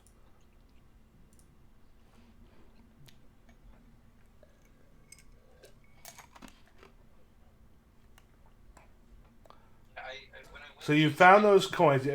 Also, if you want to make a note, Paul, that you've got the quote-unquote 5 fake It's in my coins. bag. Oh, it was a second ago. There it is. There's no evidence they can be transmitted via blood. So you've got the 5 fake coins, quote-unquote. I'm not cheating my friends. We may cheat the guild, but we're not going to cheat each other. Okay, then put 6 fake coins down there. Yeah. We have 1 slot. The two of you end up in the basement. Well, I had a mask.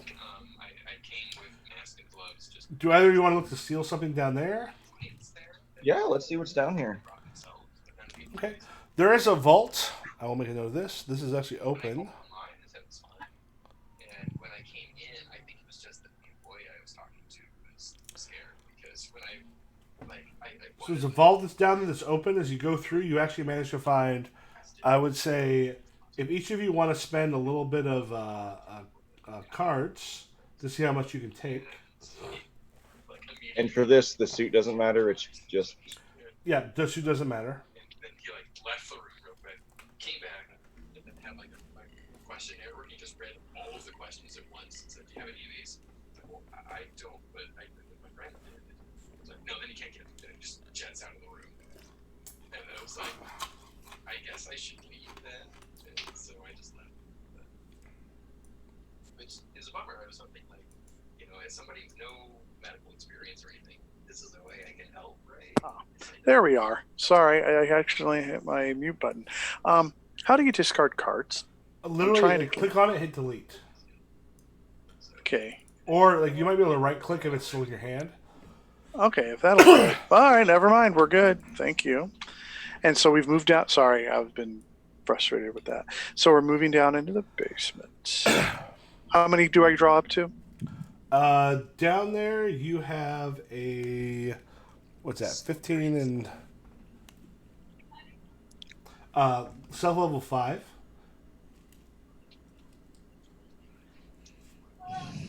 So, okay. Oh, did anybody take the jewels, which is worth 1? I didn't know about the jewels. Oh, We didn't see any. yeah. I was saying, one of you finds We the didn't jewels. know. Here's the things: the jewels themselves are fake. They're worth about Oh. $50 to a sucker if you want to put that down for 1 slot. Stuff that's left in the lobby. Oh yeah, absolutely will. Yeah, so making that's 1 slot. That's about $50 for a sucker. These are fake. The jewels themselves that were supposed to deliver to the lord of the house. Those are fake. The fake coins Morris, are I will give you these jewels for $50. very real. Well, I will sell them for 1 fake coin. I had a couple of those. Okay, I made a note of it. Mhm. Are you in? Are you dead? Oh, come on.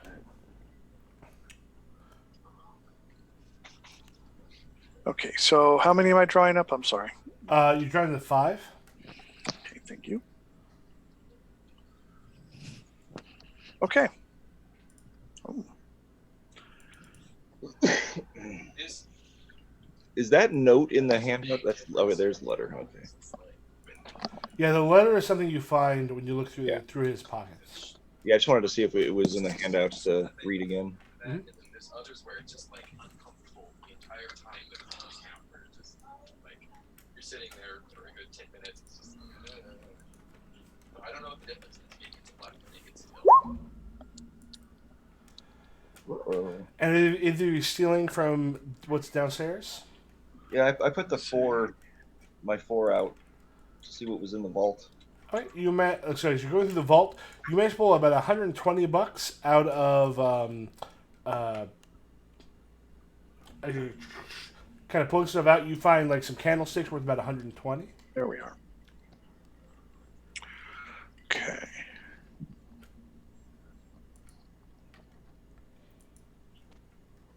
So where are we at in the basement? I'm not showing us in the basement. Oh, yeah.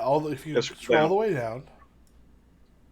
I am all the way down. Okay, I see. Okay, we're in that one room. We're not in the basement. No, you're in the basement. If you go to here, you're in part of the basement. You're just not in the main part of Yeah. the basement. Like here's Okay, where, I follow. yeah, here's where the well would be. Okay, this was that. Okay. I see what they did now. They took that old section and they rerouted the sewer and then turned this into a vault. Yeah, and then they hid Okay. Ingo and his main bodyguard in there. Okay. Wait. Do you want to steal some stuff from it? So did he choke Yeah. out? He choked out Ingo, and I choked out the bodyguard. Vice versa. He choked out the bodyguard. You I hit killed Ingo. the bodyguard. Did you kill him Oh. or did you just choke him out? That's your choice. Um, That's your choice. Oh, I killed him because that needs to not be a problem. Okay, yeah, he is dead. So I punched out Ingo. I thought you said it was just some random servant. No, it wasn't random servant. It was a random diplomat, which, to be honest, isn't that much different than a servant. When it comes down to someone you're punching, are you trying to steal anything, Boris? Oh, let's see. There's Absolutely, actually. and some Let me take a beautiful look. candlesticks down here for the your block. Okay, I've not looked at the suits, but what do jokers do? Oh, yeah. I'm sorry. For instance, Jokers, if you play them, they're not worth anything, but they come to me, and I can use them to capture certain cards that you put in your discard pile. Ah, okay. And I can use it to activate stuff. So either they jam up your hand, or they come into mine. Okay. Well, I'm So not is that- worried about stealing anything down here. We have fake coin. Okay. I think we need to. What is the saying? Running with the take to money. All right, Jetto, you're upstairs. Okay. Well, I feel like going through. Let's see. Maybe I should try to figure out whose bedroom. You're in the Lord of the Houses right now. Yeah, well, where Daramus is staying, because it sounds like she's doing some shady shit, and I might be able to find out more information in her bedroom. So based on this, I'm gonna guess either 11 or 10 is her bedroom. So I definitely don't want to go into 12 because there are people in there. Oh, that's what I'll do. Okay, I'm gonna go ahead and leave. I'll walk down the hall. Is that guard still around? No, the guard is actually moved, kind of Okay. further away. Oh, there he is. Yeah, Can I talk to him? Yeah, you kind of see him out there, sort of like just chatting with somebody. I'll kind of walk up to him and be like, hey, I'm sorry to bother you again. I was told to check in Daramis's room. She might have forgotten something, or somebody saw a servant snooping around there, and they just wanted me to make sure that everything was still kind of intact and in place, and they didn't steal anything. Where at? What? He goes, where at? Laramis's room. Do fair. Make a. You want to play some cards. What you want to do is basically want to beat his composure. Okay. Now this is kind of he's a hawk, but he's not necessarily like a someone who's in charge of shit. So he might not know where her room is? Well, no, he knows where the room is, but as far as alertness and stuff, you're guessing. I was saying you're guessing probably his guile is about a 2, and alertness is about a 3. Okay, then I'll go ahead and play. You want at least 5. That guy.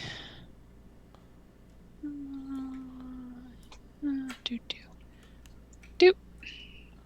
Okay. What's your total? 9? Okay. Which is how many cards? 2. 2. Okay. So yeah, it doesn't beat his suspicion. It doesn't beat his composure. So the suspicion is a problem. As he goes up to head to check that out.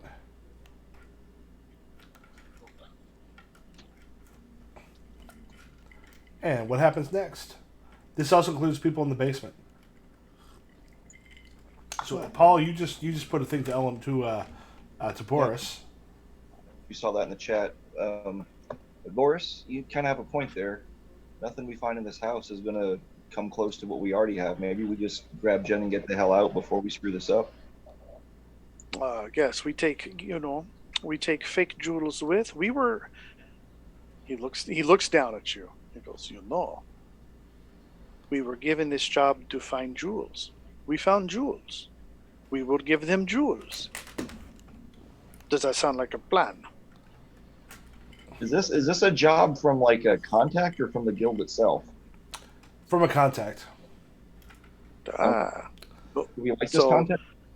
The problem is going to be like fake coin can't be moved so easily, but it's not a bad idea to grab some extra money if you can. Yeah, or I'm thinking like if we're going to screw him, maybe we keep 1 each and give him the 3 to split with us. If we're going to screw him, let's not screw him completely. Not total screw job, at least by dinner first.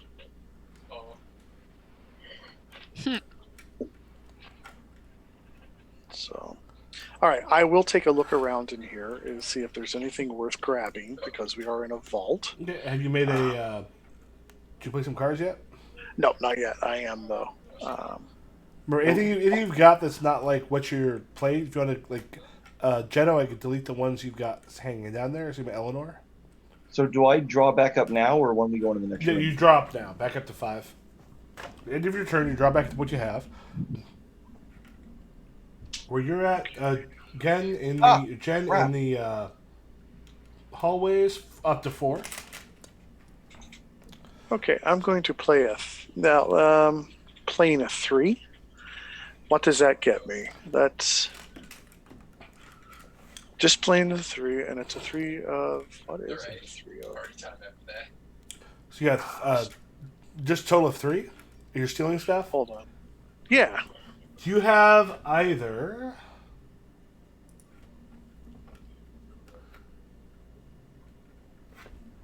Let me check. Do you have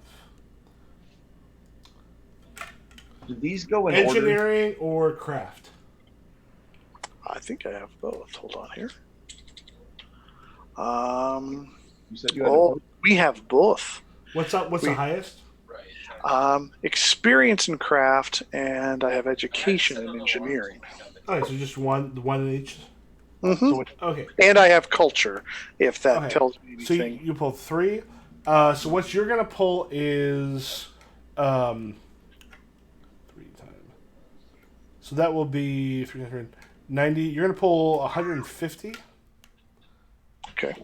So as you're kind of going through, you actually managed to find like there's some tools and some other stuff there that are super rare and incredibly well made. That you know some people you can sell this to for a lot of money. So if you want to put like Okay. architectural tools. Because until we move these fake coins, we're still going to need to eat in the meantime.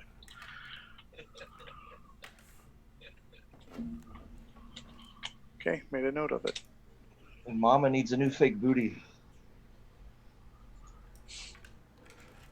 I do need many fake booties. Yep. And are you two moving back up to the first floor? There's no other way out of this room, right? Literally, it's just that direction. This Then let's- vault. we'll go back up. Yeah, so we're heading up.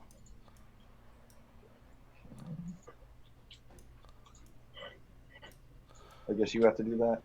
Yep. Okay, so we'll Yeah, it's only social distancing. head up. I'm sure the switch is easy to find on this side. Yeah. At this point, you already know where it's at. So you try to come into that main hall. And yeah, as they come back up, it's one of those things that Jetto, you're going to be positioned probably to look down and see them. Hmm. So you're up on the balcony. I'm gonna. So is she looking at us? Are you looking at us, Jen? Looking down? Yes, I can see All right. you. Okay, I'll do the point with the eyes thing and be like, gesture to come on. Okay, I will go ahead and follow them. Seeing as the guard was suspicious, I should probably take off. Our whole goal was to steal stuff, not necessarily to uncover a giant conspiracy. Right. Well, you have uncovered a giant conspiracy. We have. Well, we can still sell that What? when she gets down there. Well, okay, this is later, I guess. It'll be like we sell information of conspiracy. Yeah, Yeah, I think we have enough information to sell it pretty well. And I'll show you the letter too. Yeah. Conveniently doesn't mention the number of fake coins, just that there are fake coins. So if we keep one each and hand over 3 with the letter to the guild, that might do well for promotions. This is very true. Yeah, and Boris is like, we are not out of fire yet. We need to go.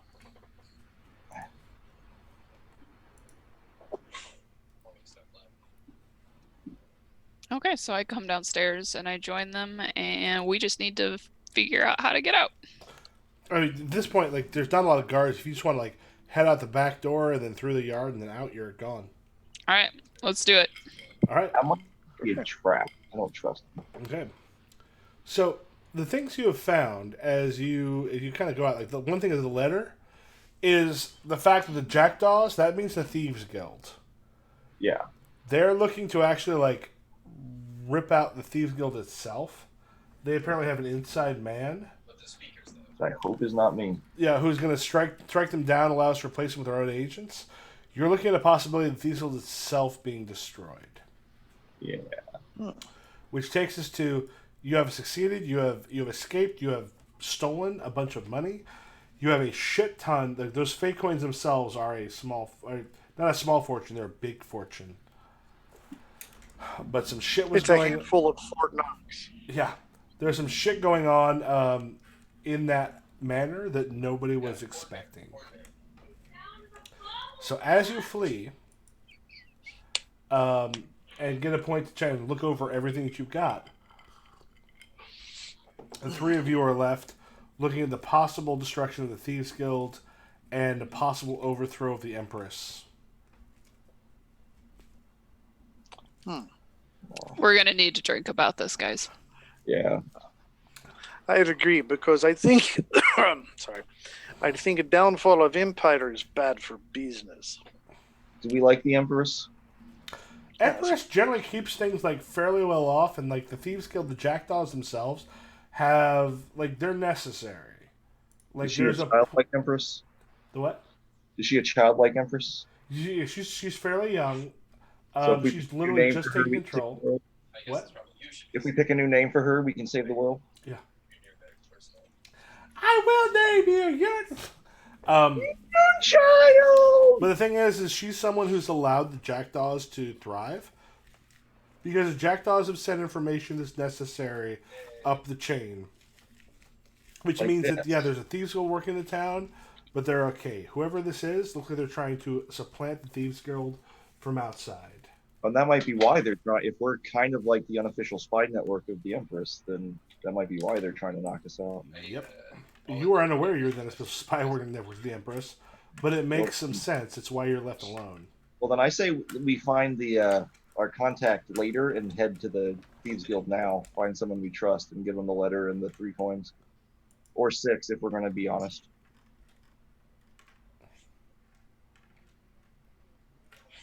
Do we want to be honest? We could.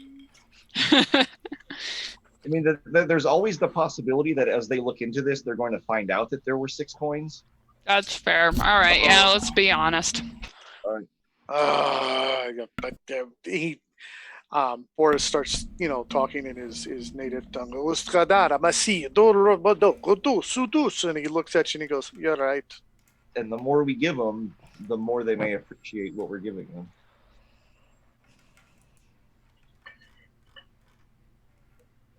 And this will buy a lot of get out of jail free card.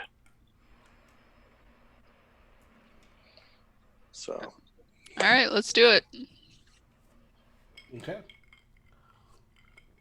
You go to talk to somebody about the things that have happened, and we kind of like see you going into like one of the Thieves Guild stuff, pulls back, fades to black, and a session. Woo! Woo. Thank you for your patience in figuring out how the fuck the dynamic lighting worked. That was well That's worth okay. it. That Oh was no, well- it was worth it. Yeah. Hey. And there's a part of me that's like, if we were in person, part of me would have been like, very quickly, I'd be like, okay, let me print out some character sheets and switch over to leverage. As far as the specifics, because like the cool thing is like this game, the cool thing is like getting to the map part and like sneaking through and grabbing shit and hearing the eavesdrops. But then there's also like leverage lets you like, okay, we're gonna just like No, I was fuck with people and do a heist. Yeah, I don't really know the setting because I was just kind of going with what I know. Yeah, sort of. It's I'm like, I'm playing Victorian. bruiser guy, so I'm like, okay, I'm brought along as the muscle. I'll be the muscle. Yeah. Have you played So, Thief or Dishonored? No. Yep. It's technically Thief, the role playing game, but it's very close to Dishonored, the role playing game, except for 2 things. Blades in the Dark has been out for a while, and literally on Tuesday, Dishonored, the role playing game, came out. Okay.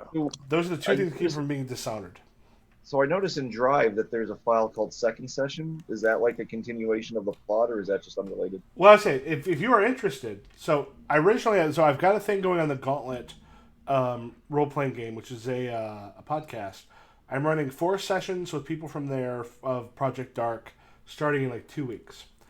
If the 3 of you are interested, we could keep going from you got this information. What comes next? So if you want to play again, I am off work until question mark. Possibly, literally until August. So far, so as am I. Yeah. It's like Yeah. the parties in college. It goes from 7 until question mark, question mark, question mark. Well, the only frustrating part is I had paying stand-up gigs that were supposed to happen in the last Yeah. couple weeks. So I've lost money on stand-up gigs, and also I'm losing like my stand-up muscle because that's one that disappears weirdly quick. I've done a lot of performance. I used to travel in a drama company all over the U.S., and I get what you're saying. Yeah, Yeah. Jeno's been my stage manager for a couple shows. I direct mostly, Okay.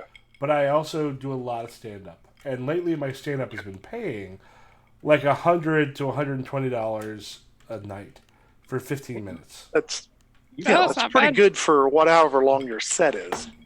For a 15-minute set, making $120. Yeah, that's it's really good. nice. Yeah. Like, Well, hey, it's, I'll That's give you- even good if it's a 45-minute set. You know? yeah, I go about half an hour or so, but like I did like in front of like 230 people a couple weeks ago in the middle of fucking nowhere. It was a really good set, but I got paid. I'm like, fuck, this is nice. Hmm. Yeah, I had a whole trip planned to New York that was supposed to start Oh, today.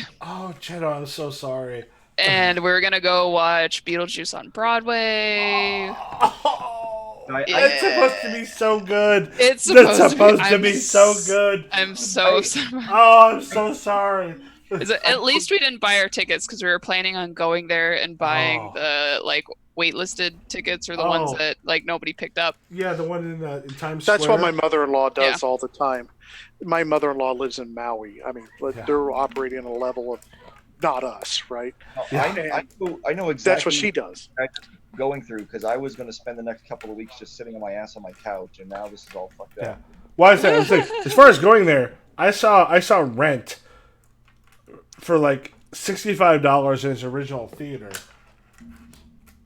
You should And- tell people that's not a tattoo. That's just the stamp the bouncer gave you when you went in the door, and you just never washed it off. Never washed it off. No, Jenna, were you involved in Rent here? I was not involved in Rent, but Oh. I saw it and enough of my friends were. I felt like I was a little God, bit. I wish you had. Like, I think Bradley was the stage manager, but I'd have loved you to be stage manager for that. Yeah. I have so much love. Yeah. No, it was a really good So show. much love. I was stage manager for Bat Boy and Hand to God. You have to deal with all the bullshit. Like, Yeah. Yeah. like Bat the Boy was a stupid- dramatic cast. And it was so long. Like that was a long show too. not anywhere close to Rent. Rent was longer. Rent was like 6 weeks, with like a couple weeks in between. Well, guys, I am gonna take off here. Okay. This has been fun. Thank you, because I've learned a lot too. And let me know when you're gonna do this again. Okay? Well, my question is, do we want to Yeah. play a second session of this, or Yeah, I'd be down. I'll give it a try. You know, I think you're right. I think our leverage would probably be more of the sort of style of play. I also think though, if we coming in knowing it's about sneaking and stealing, Yeah, I've got a better handle on it, and I'll look at that yeah, PDF that you shared with me too. yeah, I'm kind of looking at That'll like, give me an the idea other of that. stuff. It's like, yeah, the sneaking and stealing we get quicker to on the other one, knowing, oh, this is more about that. And it's one of those things that system wise, there's a lot of people who don't like look at like, oh, what does my system do? It's like, oh, it does this particular stuff. Which I'm a huge system person. Yeah. And I think, Thomas, we should spend some experience on like solidifying, making our fastball special maneuver like an official thing we can do. And honestly, next time we get together, everyone would have experience. And it wasn't even that. I was just like, yeah, we could do that. We could do a Wolverine Colossus thing. You You throw know? me down a flight of stairs and I'll Absolutely. knock someone out.